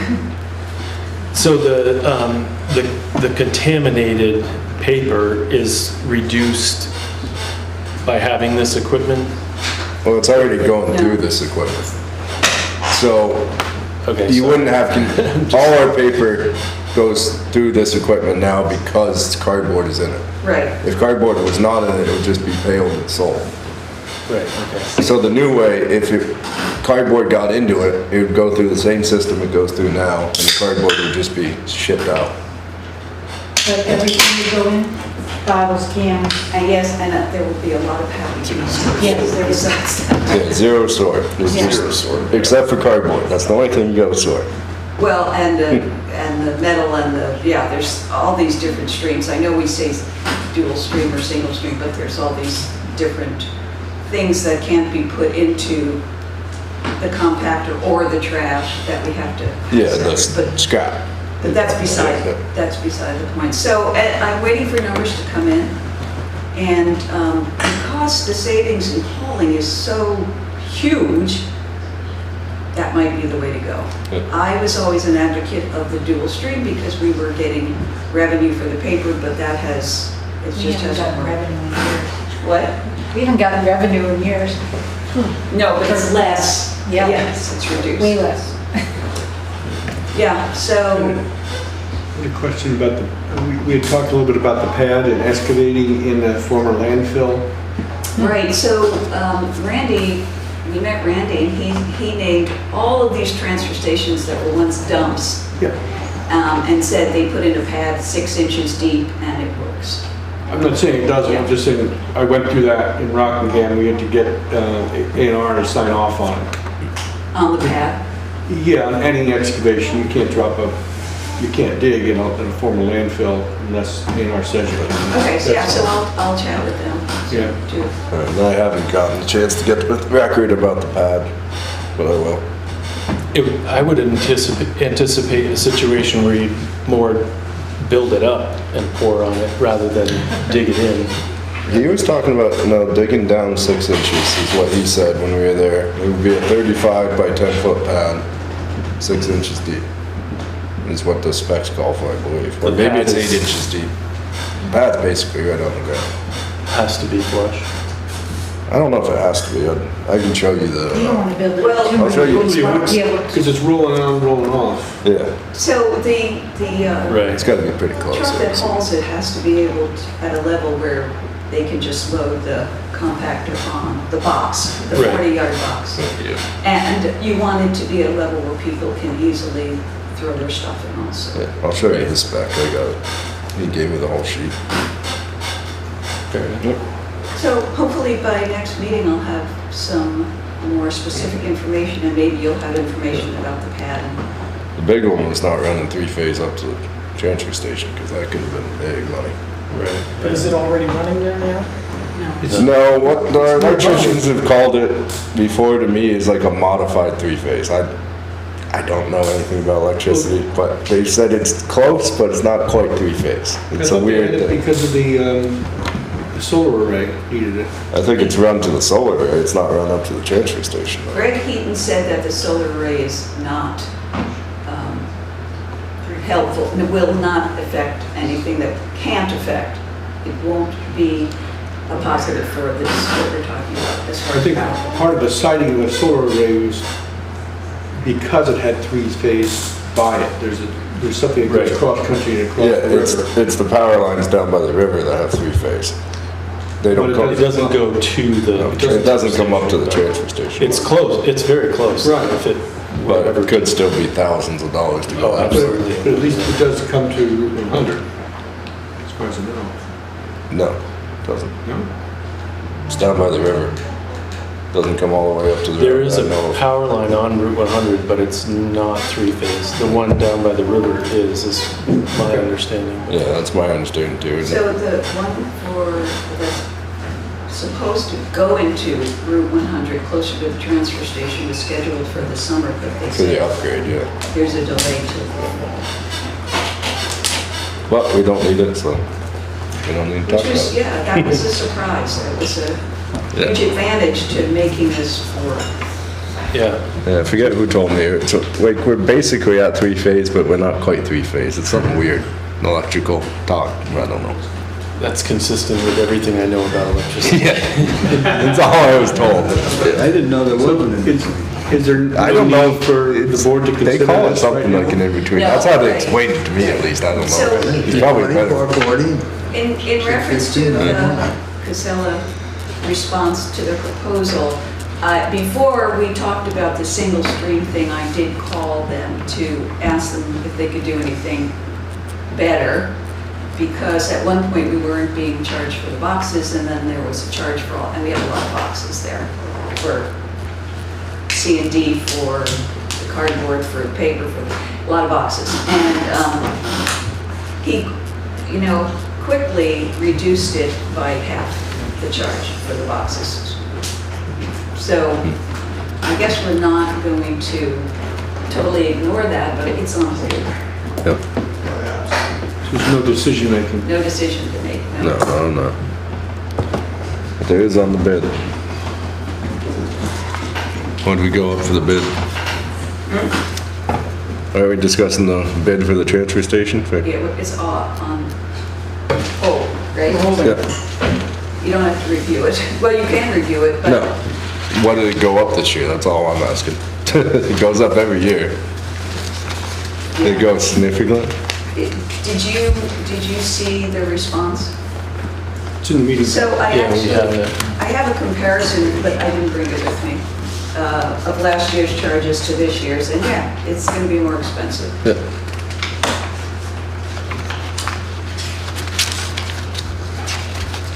Yeah, I was just looking at the numbers and they don't mean anything to me, so. Right, I know. Yeah. We need the bottom line. It hasn't gone up, or it hasn't gone down since I've been on the select board. I don't think so. So when does the existing contract terminate? August 13th. And so there's going to be a new bid coming in? if we decide to go that route, yes. And if we decide not to go that route, we have the original bid. But he's not changing it. With the modification that I talked to him about. Which isn't going to amount to a lot of money, but I was just surprised about the change. So another proposal will be coming into the board. Since this is not happening now, there will be another one that will be happening? Right, depending on what the decision is about the compactor or the adjustment. So that decision's pushed off to August 5th? Or do you want the board If to we make a get all the decision tonight? information. No, we don't need to, well, Okay, so if August 5th will be something? I don't know, do you need to make a decision to hold off on making a decision? Can they continue their contract on a month-to-month basis or not? The existing I contract? mean, what happens? Yeah, we're gonna get to our next select board meeting. We have to approve a contract with Casella at our next select board meeting, correct? Our contract's up in, Not necessarily, What's the alternative? when's our there is no alternative, but. contract up? But it's, August 13th, it's up. Yeah. Randy said we'll just keep it on hold until we figure out which way we're gonna go, right? Yep. Does that make sense? But did we put this out to bid like we usually do for Alva Waste and everything? I'm sorry, what? We usually put the contract out to bid when it's up. And we did. And this is the did. only And we just got response received. Casella, okay. Yeah, There we we go. did to three companies. So one way or another, we gotta approve the contract next week. Or next meeting. Yeah, a contract. So you're saying at the next meeting, the board needs to make a decision on whether or not it's going to go to the zero sort or not? If we have all the information by then, I'm hoping we do. But the other decision will be, I think they can modify the contract if we go to zero sort. It'll be a little different contract and we'll just have to modify it. so the other thing is that there has to be a decision to purchase or to rent. I don't have numbers yet. So, Oh, sounds like we gotta do, we can just put this off to next meeting. We'll try to get whatever figures we can on zero sort and we have to approve a contract next meeting anyway. Really? What are you doing back there? All right, thank you, Esther. Moving on to item 10, roads and bridges, 10A updates. Who wants to go for it? You, Josh? Going to hit something. We've done a few culverts, done some ditching, some trees were removed on Mountain Lake Road the other day, and we're looking into removing the pine down here by Jim's because Green Mountain Power said they'd limit and not remove it. I haven't seen the price on that yet. I checked on the truck Friday, saw Scott today. He says it's in Maine being built, but they couldn't give him a better answer. He requested that I called, left a message, haven't heard anything. The backhoe is ready to be delivered, but the bucket we're getting is backloaded. Supposedly supposed to be in on the 22nd. We had the option to receive the backhoe, get a used bucket, and then deliver the used bucket and pick our new one up, which is a day's ride and dragging the trailer. So I said, let's just wait, it's another week, you know. So hopefully in the next week or two, the backhoe should be showing up. The other morning, I don't know if this is roads and bridges, but I looked at a compact tractor with Liam. Matt Coleman's looked at it, a couple other local fellas. It's a used four-wheel drive John Deere tractor with a mower, a couple mowers, 3 mowers, a backhoe. York Rake, it's a local fellow, got a trailer to haul it. We were thinking of the parks board, or the parks, to mow their fields, maintain the ball fields with the York Rake, the tractor, utilize the equipment for Parks and Recs for the future. Matt supposedly said it was a really good deal. I wasn't there, but for that meeting. But the fellow's asking 19.5 for it. The trailer needs some tires, so I'm throwing it out there as something for you guys to think about. I don't know if Liam has something to throw in, but we kind of went, I assume the equipment fund could buy it. I don't know, I mean, it's not really the roads and bridges or roads. Well, you can't, I mean, if it's used for highways, you can use it. Is it strictly highway though? Yes, highway. That cancels out. Well, the other possibility is if it's used on all parks, we could purchase it out of the Riverside Park Fund. Who's driving the tractor? I Me, presume. myself, and the eventual seasonal part-time employee that we did not hire this year. But Liam's finding a lot of time, it sounds like, to do energetic, more hands-on maintenance. Parks and Rec. Parks is up early, Yeah. Rec is up late. Yeah.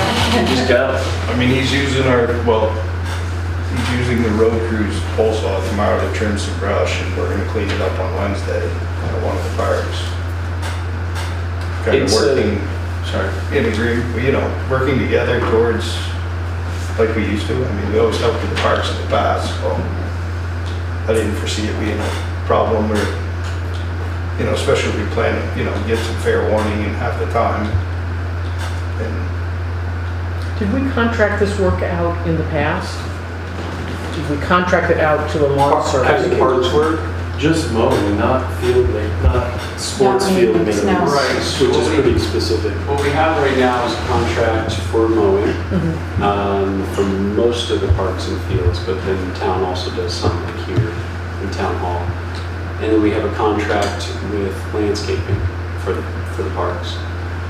So what I've come in to figure out is that I don't know if it's backlogged or it's just going to be annual stuff as I'm still learning, but there's plenty of work to be done with the parks and the trails. And as I'm starting to hear more and more interest and feedback, the potential projects are just growing. So we've had this conversation in the Parks Board a few times, whether we're going with a simple riding mower just so we can drag the infields. Our infields turn from clay to almost fully grass in about 3 weeks.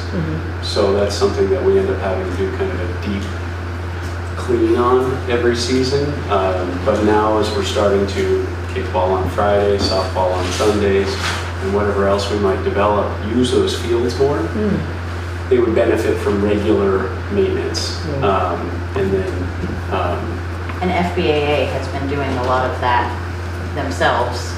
Volunteering to do that. Definitely during their season, but once their season ends.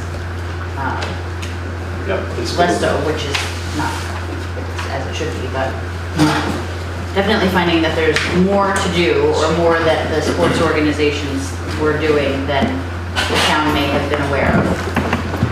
Yes, yeah, and they're, as we recently had VLCT do an inspection with us, that conversation came up about are we having just town folks volunteering with their equipment on parks property and kind of where that goes. So in that regard, it seemed more appropriate that we were taking care of our own stuff, actual pay of the town employees. So.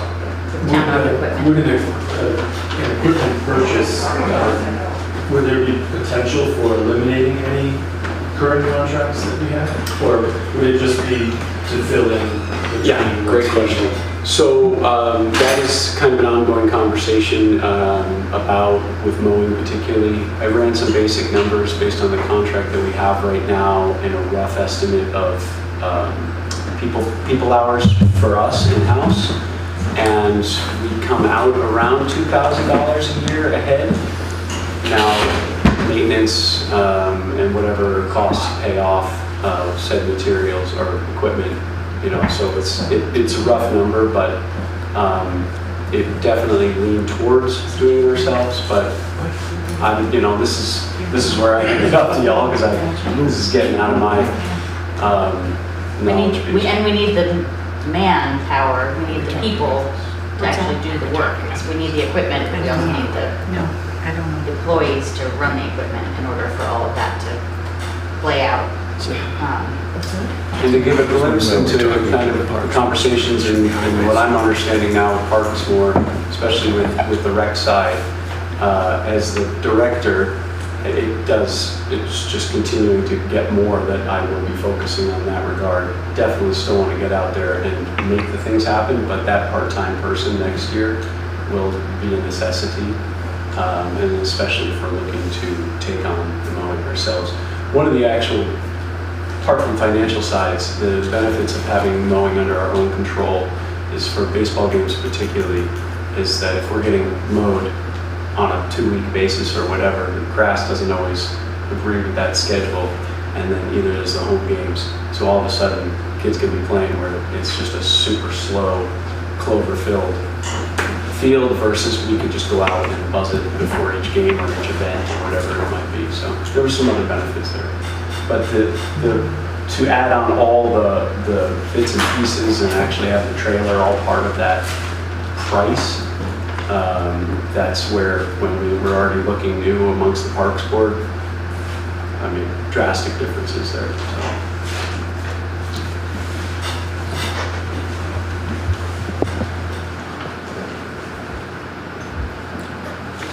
Roads and bridges. Well, I went and looked at it, and I'm on the road, so I brought it up. We don't have to continue all night, but. Yeah. Yeah, I think the determination would be like where the money comes from, probably, to see what everything falls under. Yes. And I can go talk to Matt Coleman. I gotta talk to him anyway. See what it's all about. Yeah, should we bring that forward next meeting from a park standpoint or a riverside fund? Yeah, have the Parks Board discuss it and come up with their recommendation. And the gentleman has been, he said if the town is interested, he would love to see that piece of equipment be used for the greater good, but The tractor came from an elderly couple in the town over. He passed away, she can't use it. It was a 110-acre lot, strictly used for their personal purpose only, and then garaged and stored. I mean, it's really clean for a 1985. It's got 1,900 hours. I mean, you're not going to find, from what I've been told by the mechanic, a better yield, but. I'll talk And about if the town's leaning towards this, it's a good thought, and the downfall is there now. That was going to be my only comment too, was, and you kind of answered it, was if this can wait until it can be reviewed or determined, I guess. Sounds like you can wait till next meeting. I imagine he's on vacation this week. He said if it's for the town, I'll give it a little bit. Asking him to wait that extra week, I wouldn't feel comfortable asking him to wait longer than that. It'll be 3 weeks actually. Go do a special. 2 weeks after he gets back. You could do a special meeting, need be. Yeah, we could do a special meeting too. The Parks Board is meeting right on the 30th, right before your first August meeting, so we could bring a recommendation to you if that's what we decide. And if he needs to sell, he'll sell. So. Yep. Okay. Thank you. Okay. All right, moving on to 10B, access permit 2024-01 and 2024-02, Rest Haven Road, parcels 1100280001 and 110028.004. I assume everything is in order, except we should have a maintenance contract, correct? There's a little discussion about this, I would say. Yeah, this has been going on for quite some time, and Will can probably speak to some of the research he's done on it, but this is Rest Haven. It's an old subdivision. They're looking to just realign where the accesses would be. Correct me if I'm wrong, they revised it so that the first of the accesses, which is just past the cemetery, is on the Class 3 part of the road, is my understanding. And then the other one would be on the Class 4 part of the road. So that was going to be my question, was because of that revision, well, one, can it be amended that simply? But And my only concern is them trying to maintain or, a class 4 road.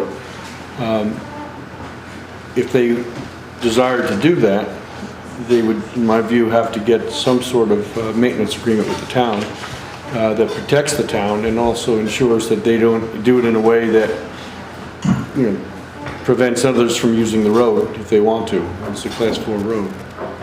You don't want them plowing and creating a dead stop for people who want to, say, snowmobile or do whatever else.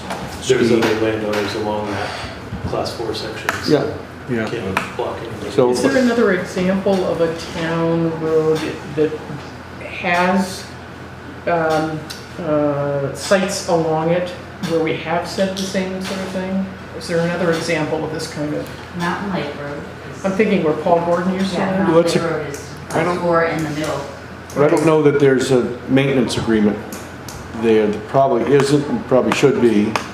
I think a better example is probably Under Mountain Road. The new one. The confusing part is that the part that we would be discussing here is actually in Jamaica, so we did have an agreement with them for Yes. our section of it, but they were actually asked to create a turnaround, and they did engineering and culverts and ditching and all at their own expense, and we had a legal document and all the engineering attached to that as part of that agreement.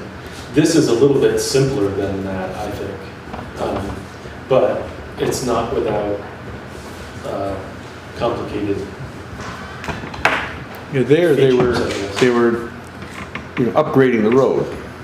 Is that what they needed to do? I don't know that these folks want to do that, but if they ever do, certainly that would need to come to the board. Right.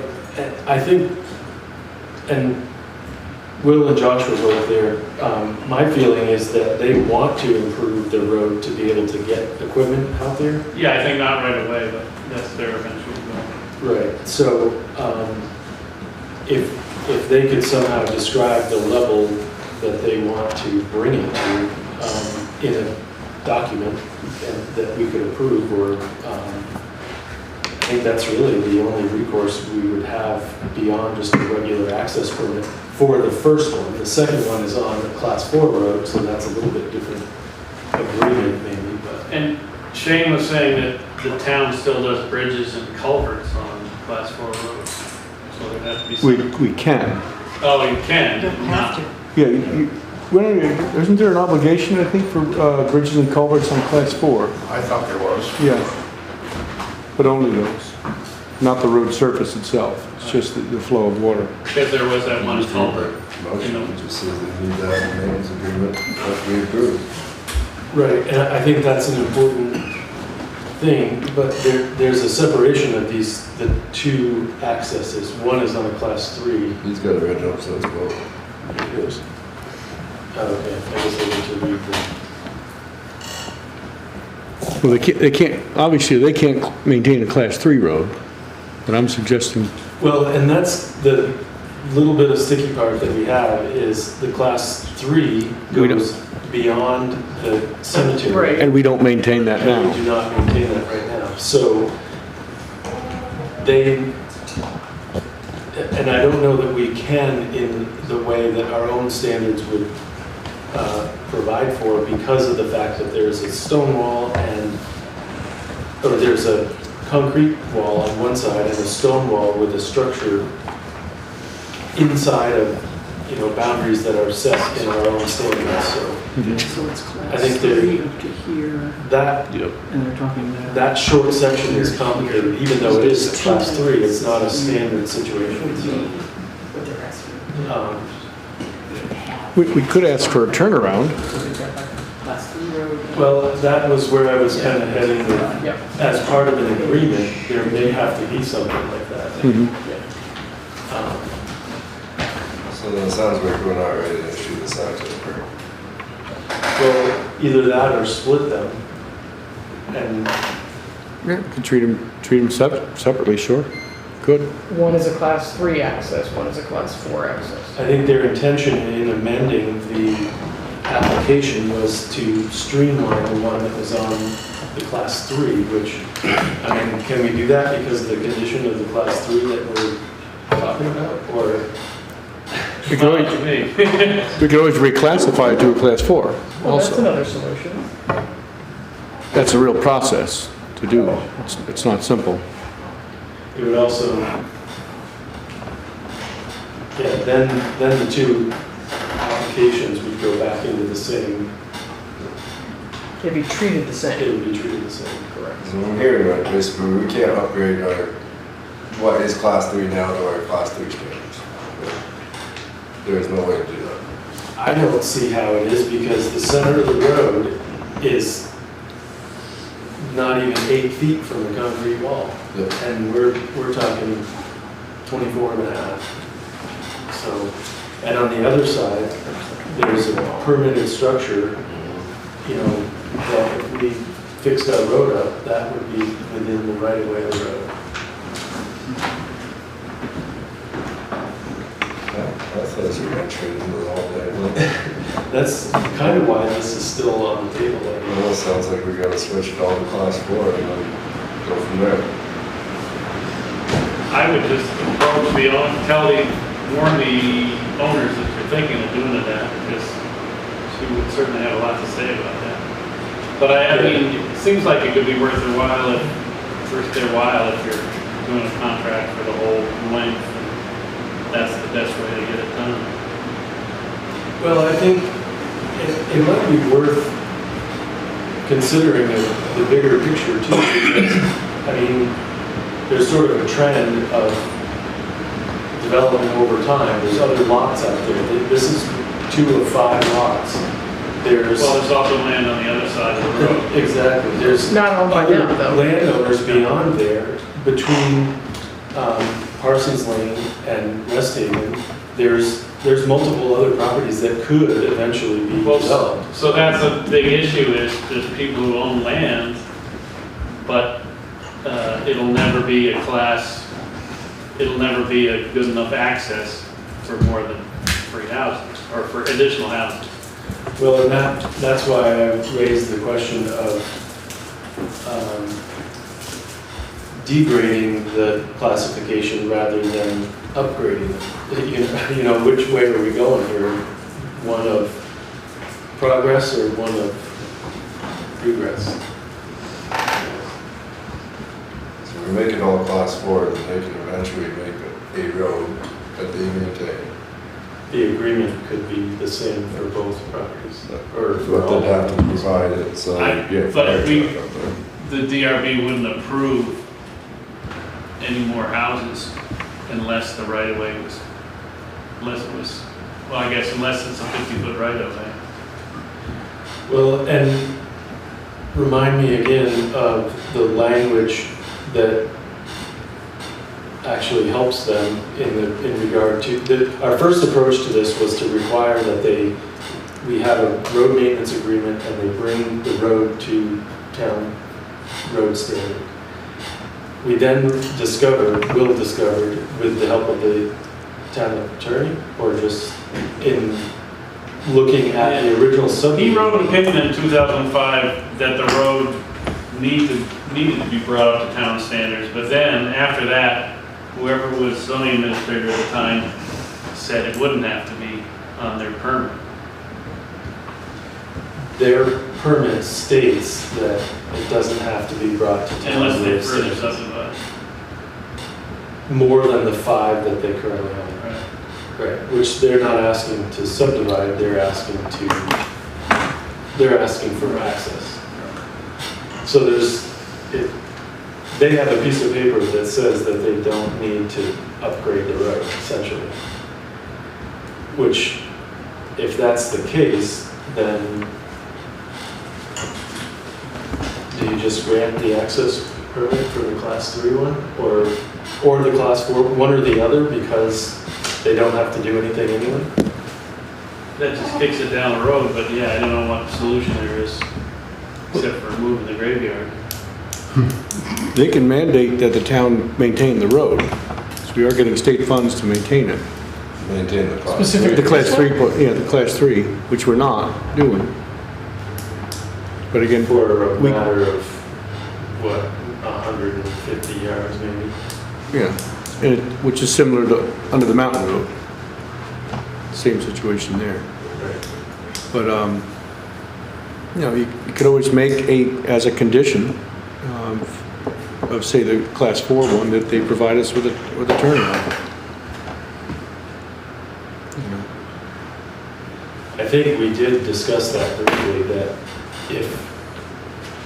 and it wasn't really, we weren't really talking about as if we were going to do it, but we were talking about another time when it was discussed was that the reason that the guys don't go out there and plow, there was a time when they would back out there and try to plow away from the concrete wall, and without the turnaround, it was complicated, and, so the turnaround, if the town was going to maintain beyond the cemetery, the turnaround would be critical.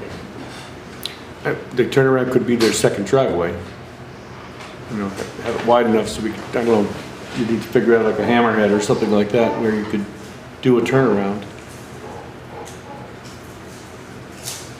But Spot up here. can they legally require us to upgrade that class 3 road to what it should be, is my question. If they can do that, then we should change it all to class 4. Yeah, I don't think that they could mandate that we change it. I think they can request that, and that we have to maintain it, because that's what the statute Currently, says. it doesn't meet our road standards, so that's just what I'm asking. Well, you have a one-lane road, that doesn't meet a road standard either. I mean, one-lane bridge or something like that. So you can have aberrations here and there. Right. Well, I wouldn't be, and I don't know, I'm kind of looking to Will. We've batted this around and there's really not a clear path, but I wouldn't be opposed to granting the applications with, I think they want to fix the road up anyways. I mean, trees are growing in, he drives a dually truck. He's got to cut trees and open it up, and right, they sounded willing to approve the excavator and a road. giant bulldozer sitting at the top of the hill, so I'm pretty sure he has plans. I think approval with conditions is maybe the best. And if you go with, say, this motion here, once they come in for a maintenance agreement, that's when you secure the turnaround. Right.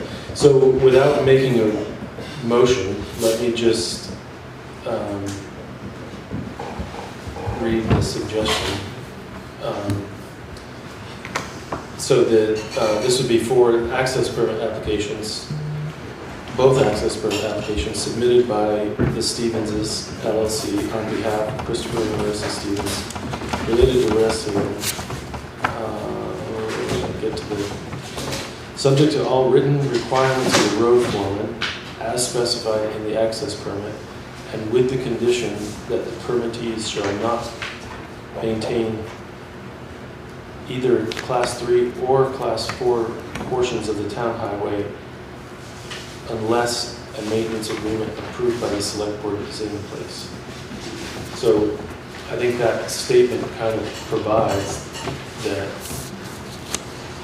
we approve it with the condition that there's an acceptable agreement for maintenance. It could include a turnaround. Would you like to make that motion? So that would be for both permits, even though they're different situations, or would we start with the one in class 3? Is there really any, what would we come back to on the class 4 one if we separated them? Is there any benefit to that? I don't think so. No, I don't think so. I mean, the part that's class 3 is sort of non-functional class 3, so I think you have to. It's really not a better, Yeah. it's not that farther ahead of the class 4, right?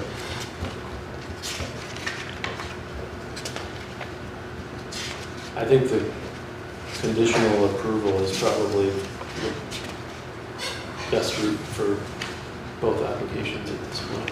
It could always be amended in the future if it doesn't work out in some way, but it gives us a way to at least advance it a little bit. We've been waiting around, it's been working on it for a while. Yeah. And I don't know if that affects whether or not they would want to or would need to amend their location. I know one of the concerns was that they originally thought that their land came right to the end of the cemetery wall, and the cemetery has been using like a 20-foot wide access to get up around the wall and into the cemetery, and they didn't want to get in the way of that. So they pushed it down, and this revision pushes it back towards the cemetery a little bit closer. There is still, if I'm reading it right, but there is still a little space between the cemetery and the road access. But the cemetery looks like it is overlapping that first site. That's the overall site, but there's two markers. Oh, I see. That Right, are yeah, the that's width all of focusing on. that's Okay. the width of the, yeah, it's very small, so it's a little bit difficult to see, but the only reason I bring it up is because I think it would be important to maintain that access to the cemetery, whether it's a deeded part of their property or not, was, according to our measurement, Josh rolled out the measuring wheel, and it's beyond the wall significantly enough that if we allowed them to have their access beyond that, then the cemetery could continue using the access that they have. Is it we don't know if it's a deeded access, but do we have a, well, if it's been used for a long time, we could claim it. Yeah, we don't really know that, and the only reason that they shifted it was because of where our classification changed. So that's why I was bringing it up, because I didn't want to start toying with them. If they're moving it because of our classification, and then it starts to get confused with I don't know what you would call it, historical use thing or something, I don't know. Is the driveway on town land or their land? No, it would be between the Stevenses and the cemetery. It'd be entirely between them, but them moving their access permit was based on the location of the classification. I understand, but I guess I need to just drive out there, I guess. If we have an access to the back, it normally is a distance between we have an access to the back that we can drive into? The back of the cemetery? With a mower, maybe. Oh, okay, got it. Yeah, So it's not for vehicle It's not for a vehicle. No, not really. It's more just they've used it because the wall is like 4 or 5 feet high, and they just go up around it to the upper part. I don't know where the actual property pin is. The Stevens has said that they own right to the wall. Yeah. But I can't confirm I was that. thinking there was a pin right next to the wall there, but. He had some flagging on the end of the wall, but I couldn't verify either way where the land ownership is. Does it matter that it looks like each of the two entrances will be driveways for 2 plots? That it's 2 So plots. we're aware that there's 2 other lots behind there. Right. And these could potentially be accesses for the ones in the rear, I suppose, right? Is that, and the frontage that's left with the other one would have to meet a minimum of some sort, probably, which I don't know that number either, I don't know. But that doesn't change your No, consideration because of this. Yeah. We've had since 2005 to say, Oh, I mean. flag on it. Yeah. So that was the long way of saying, if we go back out and stake the access that we're approving, we may consider the original request as opposed to the one that's closer to the cemetery. Well, right now it's being proposed is the closer one. So if you approve it, it's done. Does anybody else have any concern about what I'm? I never saw the second one, so I don't know what to know. So, But I know the access, I saw the tape the other night, but I never saw the revised. So what I'm trying to describe in a There very might be an extra one right behind you. The revision It's on moves page their 59 request if there is. closer to the cemetery. It's on page 59. No, that's not it. It's the big one.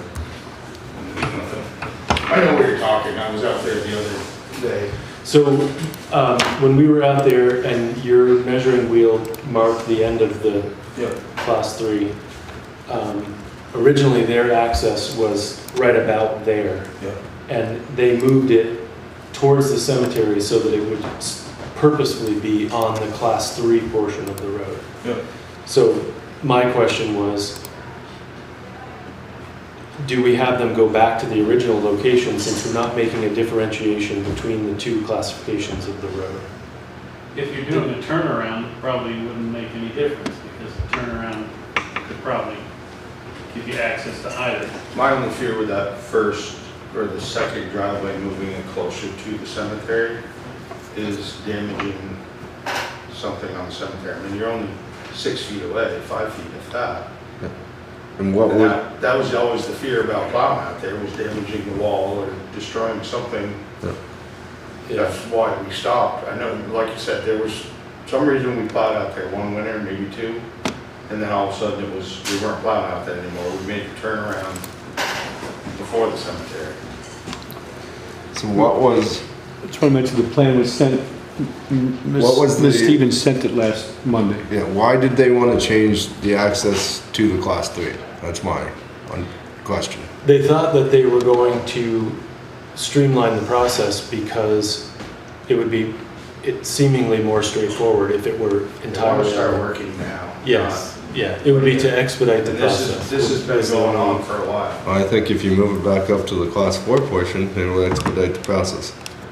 Well, that's what I was kind of roundabout getting at, was maybe we approved the original request as opposed to having them move it towards the cemetery because they had the understanding that it would. I think the help. class I mean, 4 the portion. original request is what they asked for. I mean, that would be the one I would approve. Yeah, I think that one makes more sense. I would agree with that. Alright. I'm sorry if it took me a while to come around to the way that. I think the confusion is because we thought they were gonna have to upgrade the road to use it.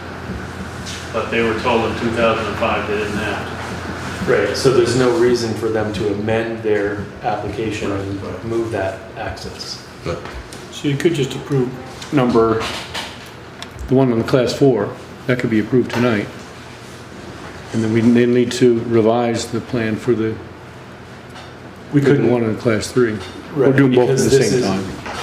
Because this is the revision now, we can't approve this. We couldn't just say we'll approve the other one. Yeah, we can't say we approved the original one, not the revision. I think they have, They've already submitted the original one, correct? yeah, but what's of record now is the revised one. Could we make You could it, approve the first one and not approve the second one. could we just make that part of the condition? Sure. Approve it with the condition that the road foreman approves the exact location of the road cut, or what, I don't know what the word is, but. Or you could just say, per the original plan. Yeah. And does that address both entrances, the original plan? I'm digging it out The here. original plan was 2 accesses off the class 4 portion. Right. And then they changed one of them to class 3, I guess. Yeah, and it was literally, it's not very much, it all happened right in the same location, so. Just approve the first one. Or have them resubmit the first one and we can approve it tonight and they just resubmit the first proposal. Yeah, I mean, I almost think if we could do both of them and just have the condition part of it allow us to get the original location back in there, then they can move forward with both of them and everything is set. Yeah, you could just reference back to the original plan.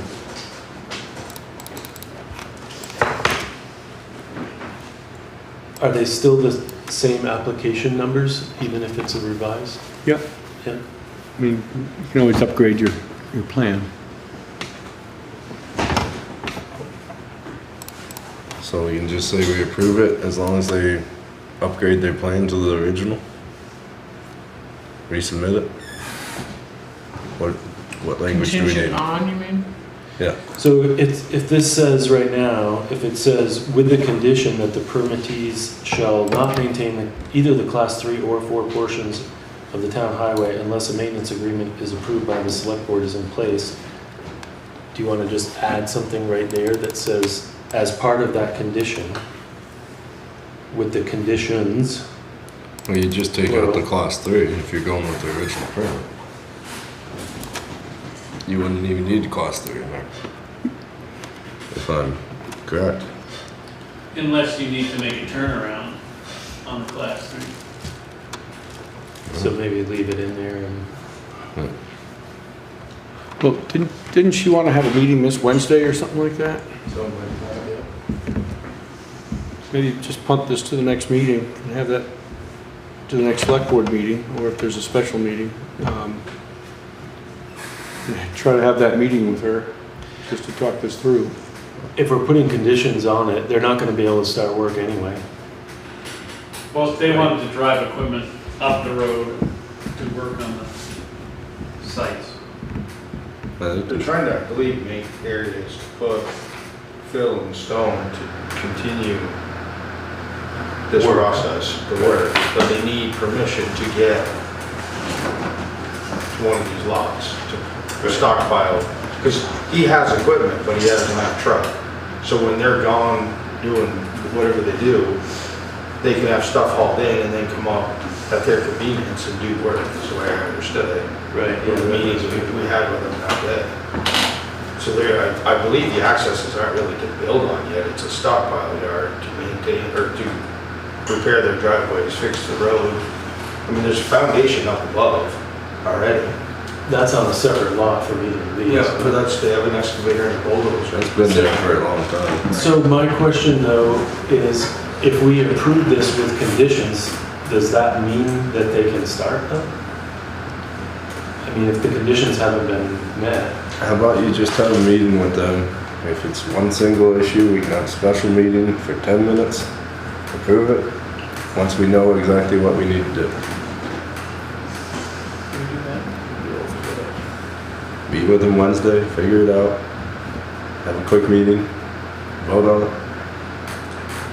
Does there need to be a signed agreement before they start hauling material? I'd say no, as long as they're not changing or maintaining the road in any way. If they want to haul stuff to their property, we should have at it. So we can give that to them, we can say, start hauling, but don't change the We could road. approve lot 1 now, or I'm not sure what the lot is, the class 4 lot. That could be approved tonight, easily enough. Same committee, we're all talking about the same thing. Yeah. But there's a lot of things on the table. Yeah. Well, and I think is haul stuff in there, but one of the things, I mean, we had the benefit of meeting with them, so one of the first things that he Couldn't delivered. drive your pickup out there without pinstriping the side of it. So he's That's not gonna be even drive out worse. there Yeah. Unless Right. he cut something. So that's my point in bringing up to where their access begins, and then they can start bringing in material, so.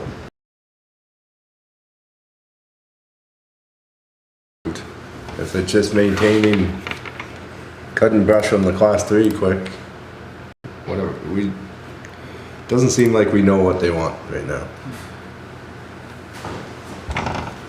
I just, I don't know if they're gonna think we're putting them off again, but it's coming up pretty quick, so. Wow. Just find And out. there's been a lot of hesitation to give them any information because it's been very unclear. Right, but they wanted to meet, I think it was Wednesday or something. What, they said Tuesday Thursday or Friday. It's a little early to do it.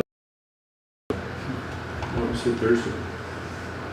I can be open Friday. I gotta go license renewal at 11 o'clock, so. That's a good idea, so we'll meet. Yeah. Sounds good.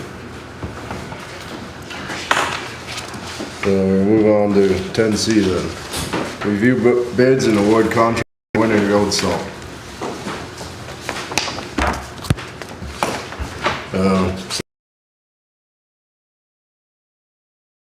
About the same. Did you like one more than the other? So you like... I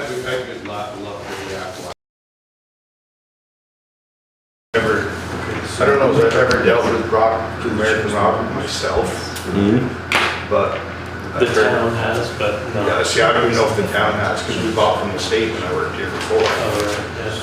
But I mean, I've heard concerns about the quality of the material and things like that. From which one?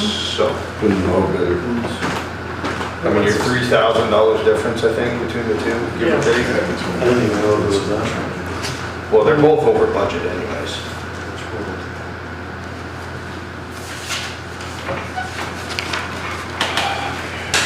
2520 is the differences, 2,520. It's pretty remarkable. And if there's concerns about one for that amount, then I think the frustration being like caking or clumping where, you know, if you can't, if it's coming off the spinner in big chunks, it's less effective and you might be wasting more. And a chunk that doesn't see enough, I think, they may have to prove the rainstorm. Is the volume of salt that we have in the shed now more or less than we've had in other years? So are we asking for more salt and we're bidding against more salt needing to come in? No, we use the same number, I believe. The actual numbers. Yeah. Okay. Yeah. I guess The amount of salt left over in the shed is probably close to average since I've looked back. it is, okay. So it's not like we're way down or we're way up. No, there actually might be a little more in there than last winter. Because last winter it kept on snowing. You know, comparison A wise. lot of very wasteful storms, Yes. or, you know, storms that require a lot of resources. I mean, that's the thing, it's a hard thing to predict, you know, what are you gonna use or what, because you don't know what's gonna happen, but. You hope for the best and prepare for the worst. I think when you have a product you're happy with and a product that you've heard questions about for $2,500, I think it's pretty clear who you go with. I would agree with that. Me too. Anyone care to make a motion? Are we just, yeah, okay. I move to accept the bid from Appalachia LLC for FY 2025 supply and delivery of winter road salt in the amount of $91.90 per ton, and to authorize the town administrator to execute any documents necessary for the hiring of the contractor to provide the necessary material and services. Second. All those in favor? Aye. Move on to item 11, old business. 11A, consider town projects for mitigation funding applications.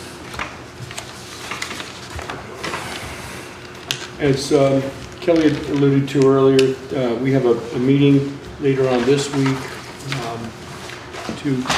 which is called the River Project.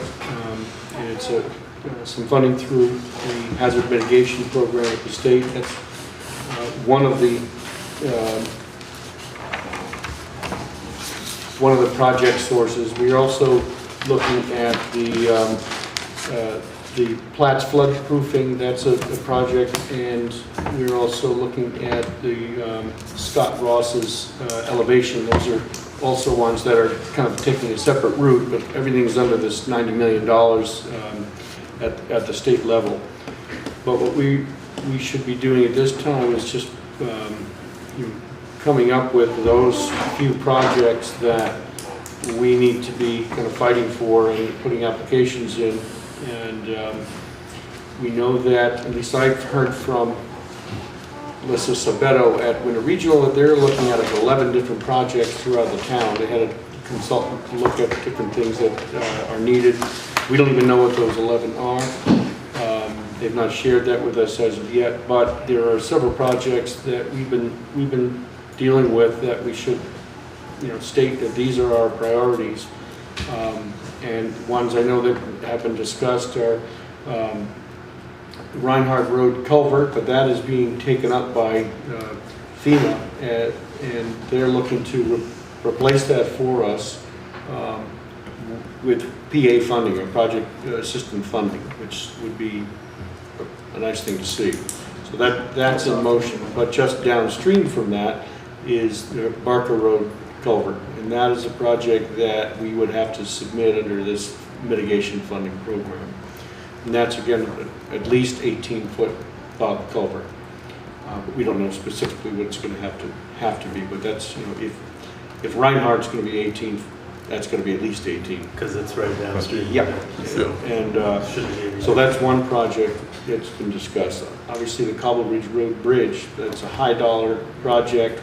Tom and I spent a little time on the phone with a representative of Vermont Emergency Management, and they're encouraging us to try to seek funding for that. What's the price tag on that one? Well, that's $4 to $5 million. We don't know what that is. But if you go through mitigation, it's 25% match from the state, and the rest is us, so. Yeah, so it's big blue. One of the other projects that's been discussed instead of Cobble Ridge is an extension road, Derry Woods, out to that neighborhood, which would require the town acquiring private roads and a little bit of intervening property, and of course upgrading that. Was that still a viable option? I was thinking that, I thought it was said that wasn't. We have a right of way going out there, but we would have to take over, what is it, Stone Hollow Road, we would have to take over. Yeah. Because that's what we would be. And so, would people like that or not? I mean, we would be maintaining it when they don't have to. It creates a loop for plowing, I presume, that might be helpful, I don't know. But my sense is that people would still be using the Cobble Ridge Road Bridge for the most part, because it's the easiest way in and out. But in a pinch, if the bridge is out, they could always use that other access way in and out. My view would be a lot cheaper than a new bridge, that's for sure. My sense is that could be a project on our priority list. My sense is the bridge stays on there, but it's the last priority. Yeah. You go Reinhardt, pending approval from FEMA, Barker Road, secondary access to Cobble Ridge. You got Rose Road elevation, Spring Hill Culvert, and then the bridge. Those are the projects we need to get done. Do Pratt's stay, Pratt's is sort of an independent of us, or are we advocating for them? How do we, they're not on this list. I said Platt, sorry. Oh, they are. They're independent, but do we include them as something that we want to endorse? And we have to endorse it. The only way it's ever going to get done is if the town endorses it. I don't know if it goes on this list or. We have to put in an application. Yeah. I've already put it in for Scott Ross's project. I'm waiting for the Platts to give us an estimate of cost. Once that happens, we'll submit. We have until August 16th to do it. But I think for town projects. Yeah, I think we should separate our road projects in their projects. Mm-hmm. Have our list for road projects, and we have their list for the two projects. what's the other list you're saying? I hear road projects and? And the Platts and Ross. Platts and Ross. Yes. So private projects? Private projects, private projects that the town has to be involved in, and the infrastructure projects of the town. Right. And the Spring Hill Culvert, so we would be asking for a little additional money on that, or? Yeah, I'd put that as just above the bridge, because we're probably not gonna get anything for it, but you never know. Right. There was other ones that went beyond the list of four. What was it? Yeah, there's Reinhardt, Barker, Oh, you're putting Reinhardt's on there even though FEMA's It's looking at FEMA. We haven't got it. It's not confirmed. I'm putting it on every list, because Yeah, we don't yeah. have any confirmation from anyone yet. Yes, no, fair enough. We have them working on it. I'd say Reinhardt depending on FEMA. Barker Road, secondary access. Then what? Rose Road. Rose Road elevation. Rose Road. Spring Hill, Caldwell Ridge. In that order is what I'd do. Does that sound right to you, Josh, as far as priorities? Probability and priority, really. Yeah. And Reinhardt Road might be taken right off of there. Right. Hopefully. That's what we're hoping for. That's what we've been hearing, but until we hear final. Windy Rise fit in that? Windy Rise wasn't done from flooding though, so I don't think it would be. Hazard mitigation. is a Yeah, little that's gonna have to be category. something else we should try to figure out. Well, I don't know that it required that it was actually damaged. I think that would help out with potential flooding if that were to be replaced, because it is undersized.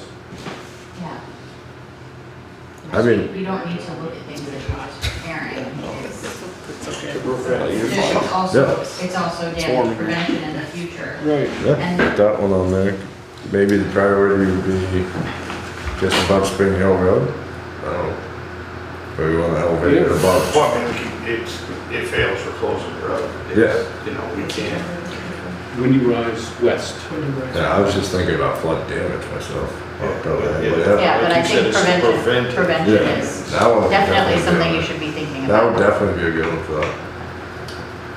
Tom, what about your suggestion about work on Utley Brook at the intersection of Utley Brook and West River? Is that, I mean, Some mitigation, yeah. Yeah, I think after Thursday, there'll probably be some floodplain restoration or stream alteration things that are on the list of 11 that we haven't seen. And Stone Environmental is aware of that they are. point in the river. Yeah, because you they went talked there about with it. us. Yeah, and I think there are probably a few other locations where either floodplain restoration or Yeah. other kinds of mitigation can be done for floodwater storage. And with, yeah, but then outside what we were the talking village. about, floodwater storage up above it. Right, but Yeah. mitigation includes things like Yes. that. It does. So we might not know what we don't know yet, but I think adding those sorts of things to the list of priorities, Yeah, you should do. yeah. Get it all on the list of priorities. Yeah. Don't not say it just because it's a long list. Yeah, I agree. You can then prioritize as you're kind of just done, but if you're not looking at some of the longer term mitigation strategies, then Well, that is one thing Tad did say to us today, that a lot of times they're left with money, because some projects just never get done. So, but those projects on there too. Yeah, something goes wrong and they can't do something and the money's sitting there. Yeah, we got projects. Kelly, do you think Utley Brook would be a state project or a town project? Because of state waters, would they be? They would have to be involved for sure. well, yeah, I mean, whatever permitting has to happen if it's altering the rivers, the state has to be involved. But I don't know that it would be a state project. But if there are other places where there can be more flood storage created outside of the village, that may be on town land, it may be on what is now privately owned land, and floodplain easements are an option there. I mean, I think that the meeting on Thursday will probably illuminate some things that we haven't yet considered. Have you heard back from those brothers who own that land, anything? Not me, no. Might be worth sending out another letter again. Or give them a call, I can probably try to find one of the numbers. So Windy Rise West, we want to put above Spring Hill Culvert, and put below Rose Road elevation? I would, just because you're probably not gonna get, you're less likely to get money for Spring Hill Road culvert than. You might actually want to put that above Rose Road, wouldn't you? I would think so. And roads all down up in glass. Yeah. Never went over, because he did raise it quite a lot. Yeah, it did. So, I don't know how much he raised it, but yeah. And he did a nice job for, oh, God. And if we're putting floodplain restoration and stuff in there, I'd put that above Spring Hill and Cobble Ridge Bridge. So those are more necessary than. Well, in Spring Hill, we already have some money towards that too. Yeah, that's the thing. Spring Hill, we're probably not. But it sounds like we're probably not going to get topped off on that one. So floodplain would go under Windy Rise. Yeah.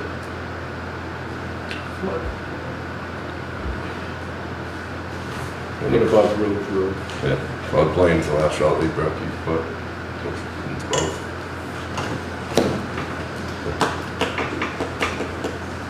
And just thinking about that too, it's actually Stone Environmental wanted to get the all the info from SLR so they could have that to look at everything too. You know, they asked me if they said that would be really helpful so they could get that information. So I'll just read my list. Just that one is Reinhardt Road culvert, subject to the PA confirmation from FEMA. 2 would be Barker Road culvert. 3, second access to Cobble Ridge. 4 would be Windy Rise West culvert. 5 would be floodplain restoration. 6 would be road elevation. 7, Spring Hill Road culvert. 8, Cobble Ridge Road bridge. 9, Utley Brook mitigation. I'd put Utley Brook mitigation above Spring Hill and Cobble Ridge Bridge because that might have better odds than those two. Could make that 7. So 7 is Utley Brook, 8 Spring Hill Road culvert, 9 Cobble Ridge Road bridge. Sounds good to me. Second. Do we need to make that a motion? Sounds like we need a motion. It would be helpful, I think, to Can you Oh, you hand good? that No, over to appreciate someone it. so they can get I just wrote it down, but I might have cobbled up the last 2 because we changed them. Cobble?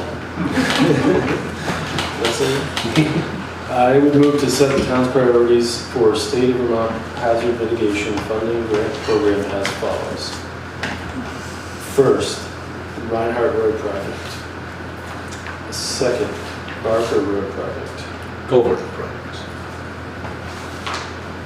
Okay, culvert. These are all, yeah, okay. 3 would be the Dairy Woods access to Cobble Ridge project. 4 would be Windy Rise West culvert Replacement, yeah. replacement.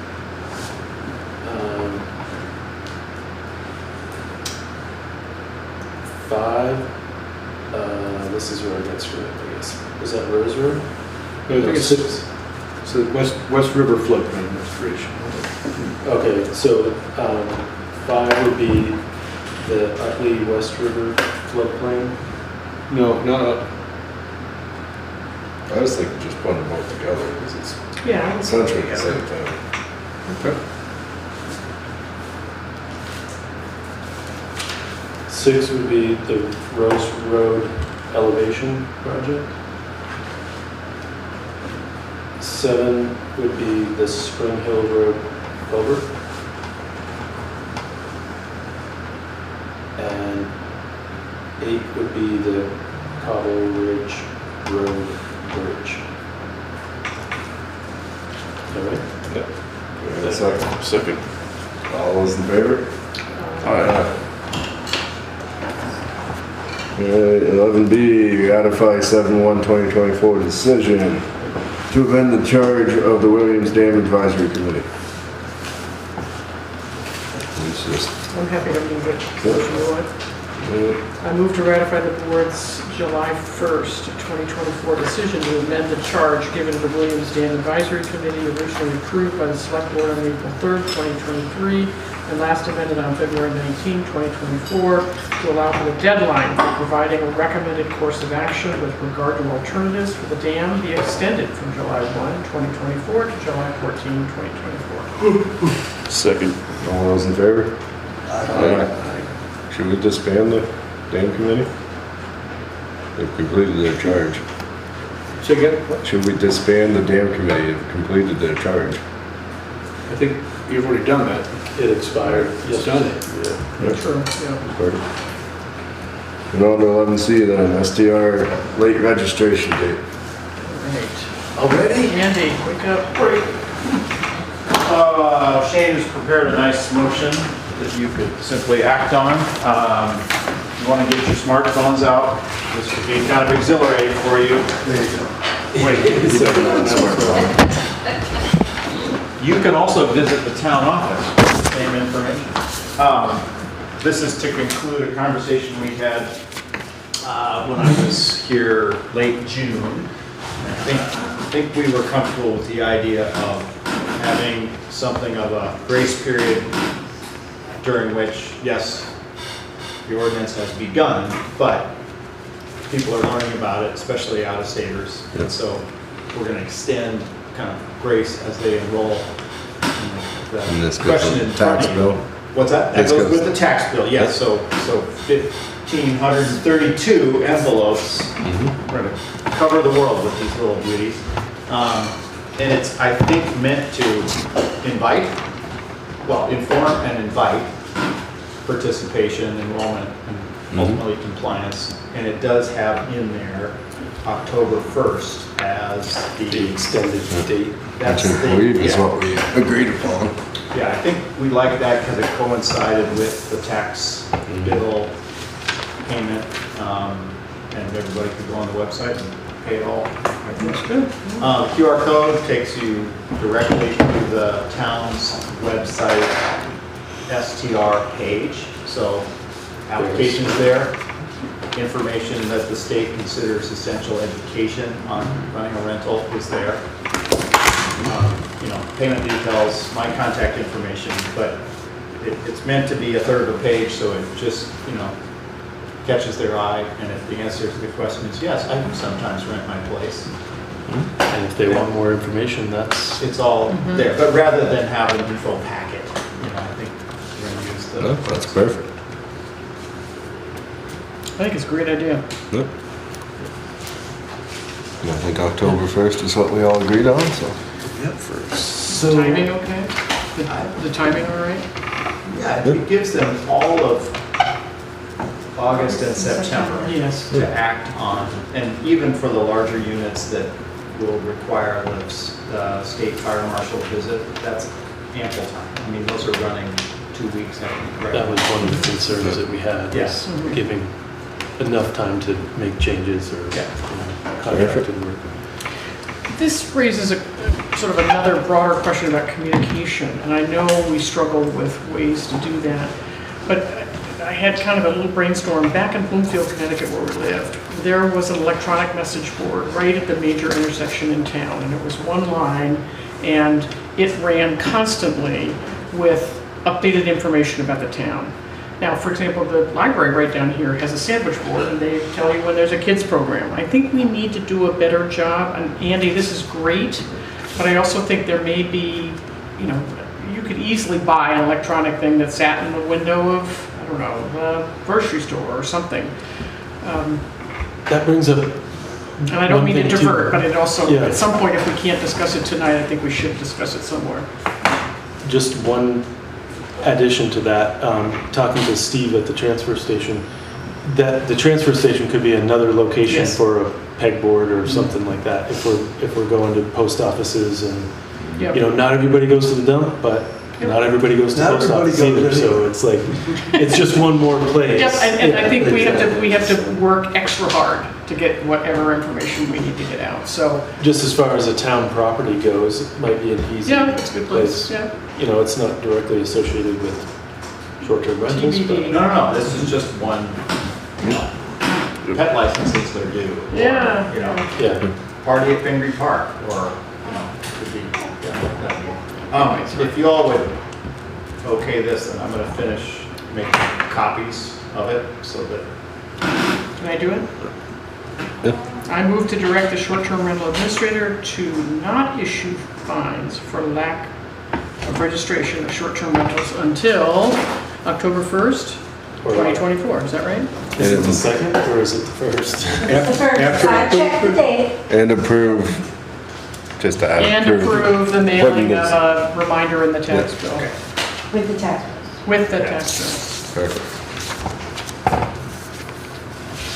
Anyone care to second that? Second. All those in favor? Aye. All right, move on to item 12, new business. Thanks for Thank you. Thank you, Andy. Item 12, new business, 12A, this should be a fun one, set fiscal year 2025 tax rate. All right, I made a mistake on that first one. So just throw that one away. Because I forgot to update the education rates after they signed. I added it at one point. Initially, they sent us the wrong tax rate for education, and I thought they went down. But unfortunately, they did not. So this one is. So this is the correct one. So we're looking at a 9.9% increase in the municipal. Can you walk slowly? I know that James and I probably need to be reminded how to review this. The new one? Yeah, please definitely go through it. Tell us where to look. So how we set the tax rate. You want to know that? You want to start there? Sure, if it doesn't take too long. No, it doesn't. So essentially, I take all the articles. And I've done this in a new format, so it's easier to understand. All the articles that are voted on at town meeting. And then we subtract what we're anticipating for income. I add in the local agreement, which is the veterans exemptions, and we have a few buildings. Anything that's exempt that we vote on, like the Congregational Church parsonage, which that's the local agreement. And then I also put in the anticipated short-term rental administrator as income too, because we'll essentially, hopefully cover that cost. So the total taxes that we need to collect are $2,536,496. Our grand list is $292,409.55. So that makes our tax rate for the municipal portion 0.5910. Gina, with this homestead education rate, does that show the 13? What's that? Yeah. The homestead education rate, I got a thing in the paper today that said it was increased by 13.5%. Well, it Is that was reflected on there? it was 160 something. It increased 17 cents. The homestead rate increased 17 cents from last year. The non-homestead rate increased 33 cents over last year. But that's in here. I don't have this. The comparison is not, but the rate is. These rates are 17 and 33 cents, 5.98. So the total tax rate for homestead is 2.3205, and non-homestead is 2.4259. And that was, did you say 9%? It was 9 cents. Oh, And 9 cents on the municipal rate, and 17 and 33 cents on the just on the education portion. So the homestead rate went up 26 cents and total, and the non-homestead rate went up 41 cents, almost 42 cents. Which we have not a lot of control. Does anybody have any questions? Is it per 100 or per 1,000? You always gotta have questions. Per 100. I said you always have questions on that one, don't worry. And so I just did this little spreadsheet to show you what the tax effect, and that's just the municipal rate up top, the tax rate effect on each $100,000. 150,000, 200,000, and 300,000.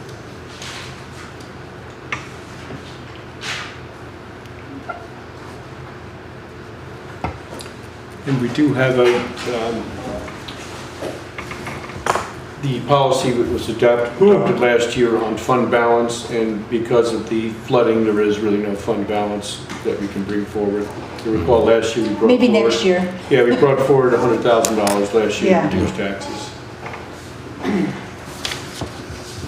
So, there you go. Unfortunately, it is what it is. And we don't really- What's that? I said, unfortunately, it is what it is, and we don't have much control. Yeah. over it. So this needs to be changed in the motion to, Martha, has- 2.32. Shane has it written down. so. 2.32 and 2. How many You just decimal have points to do you want? acknowledge the education rates. 4. You don't vote on them. I'm happy to read it. right. I think, yeah, they're just, it's gotta be corrected is all, I think. And it's-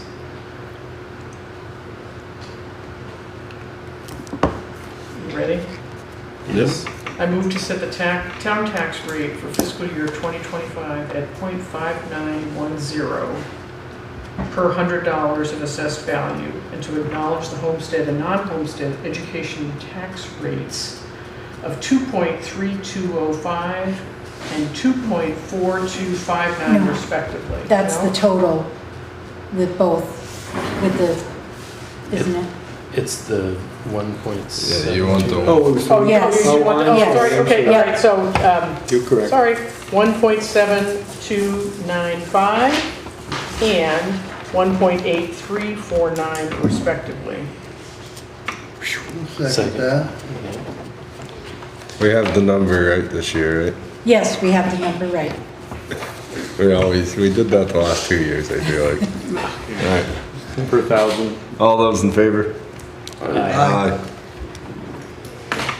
Okay. Shane has a thing for you to sign. Yeah. Thank you, Tina.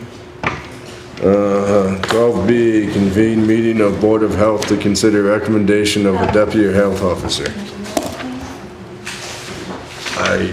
Yeah, we Obviously don't just need- received this the other day. This gentleman is moving to town.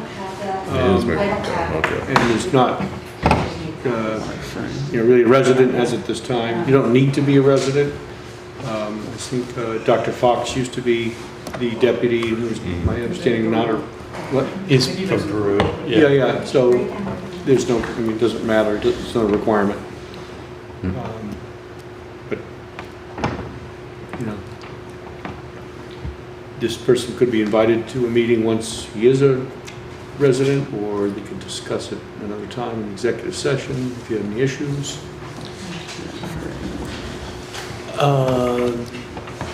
This is reappointment. That's not. I know, it's a weird motion you've got here. Oh, I'm sorry, I did a cut and paste from It's okay. previous I time, would sorry. suggest that if we are going to consider it, we have a period of time in executive session to discuss. Or, maybe have them come in. We're having come- Yeah, we And come do to meet and both. talk to them. Just talk to them and then just, much like an interview for Yeah. everyone else. Yeah. See what's all Sounds about. good. Session. So I'll connect with him and say, once he moves into town to meet with the board. Yep. Sounds good. Who wants to do it? Have somebody? Yes, it's in the meeting packet. Oh. Alright, moving on to 12C, consider employee compensation matters. Dina, did you do those other two? What's that? Did you do those other two? I'm sorry, my hearing aid died. I can't hear anything. Did you do the other two that we talked about? Oh, yes. What did I do with it? I can't I'm sorry. It's too hot tonight. So that would be the hourlies. Oh, okay. We had looked at it as a salary increase. Yeah, but they've been as, really as hourly and Okay. Jeremiah too. So where did the list do we need to make a motion for all of these individuals? Yep. Do you think you can do it all at once? Do you want a copy? I didn't, There's copies right here.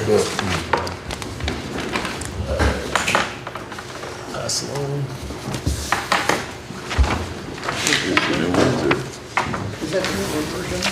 So if you just want to go with the numbers, here they are. Yep, it's coming.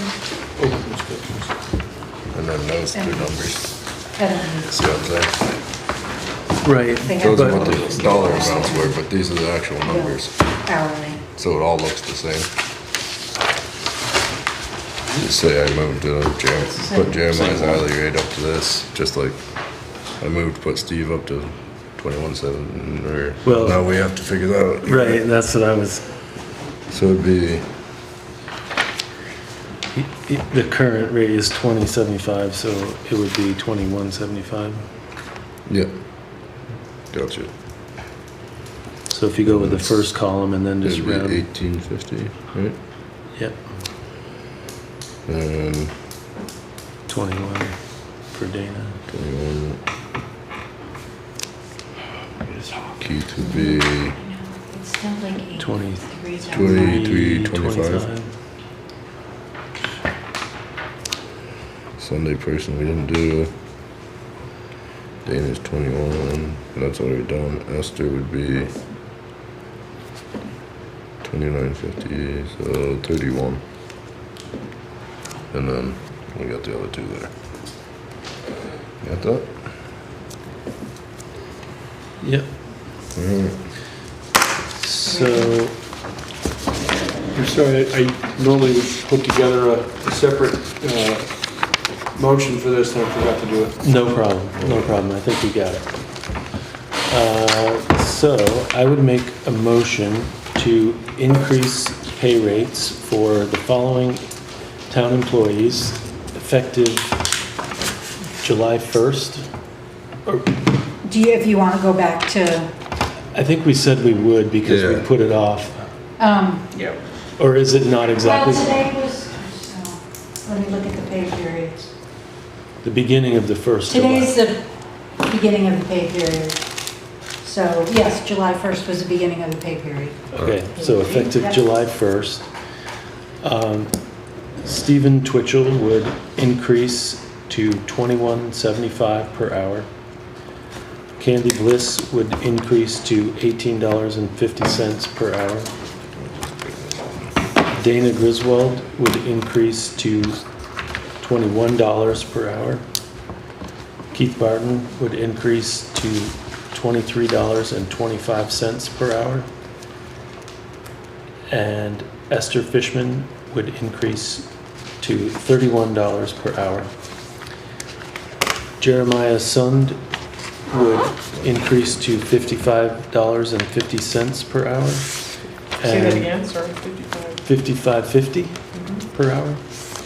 And Will Goodwin would increase to $28 per hour.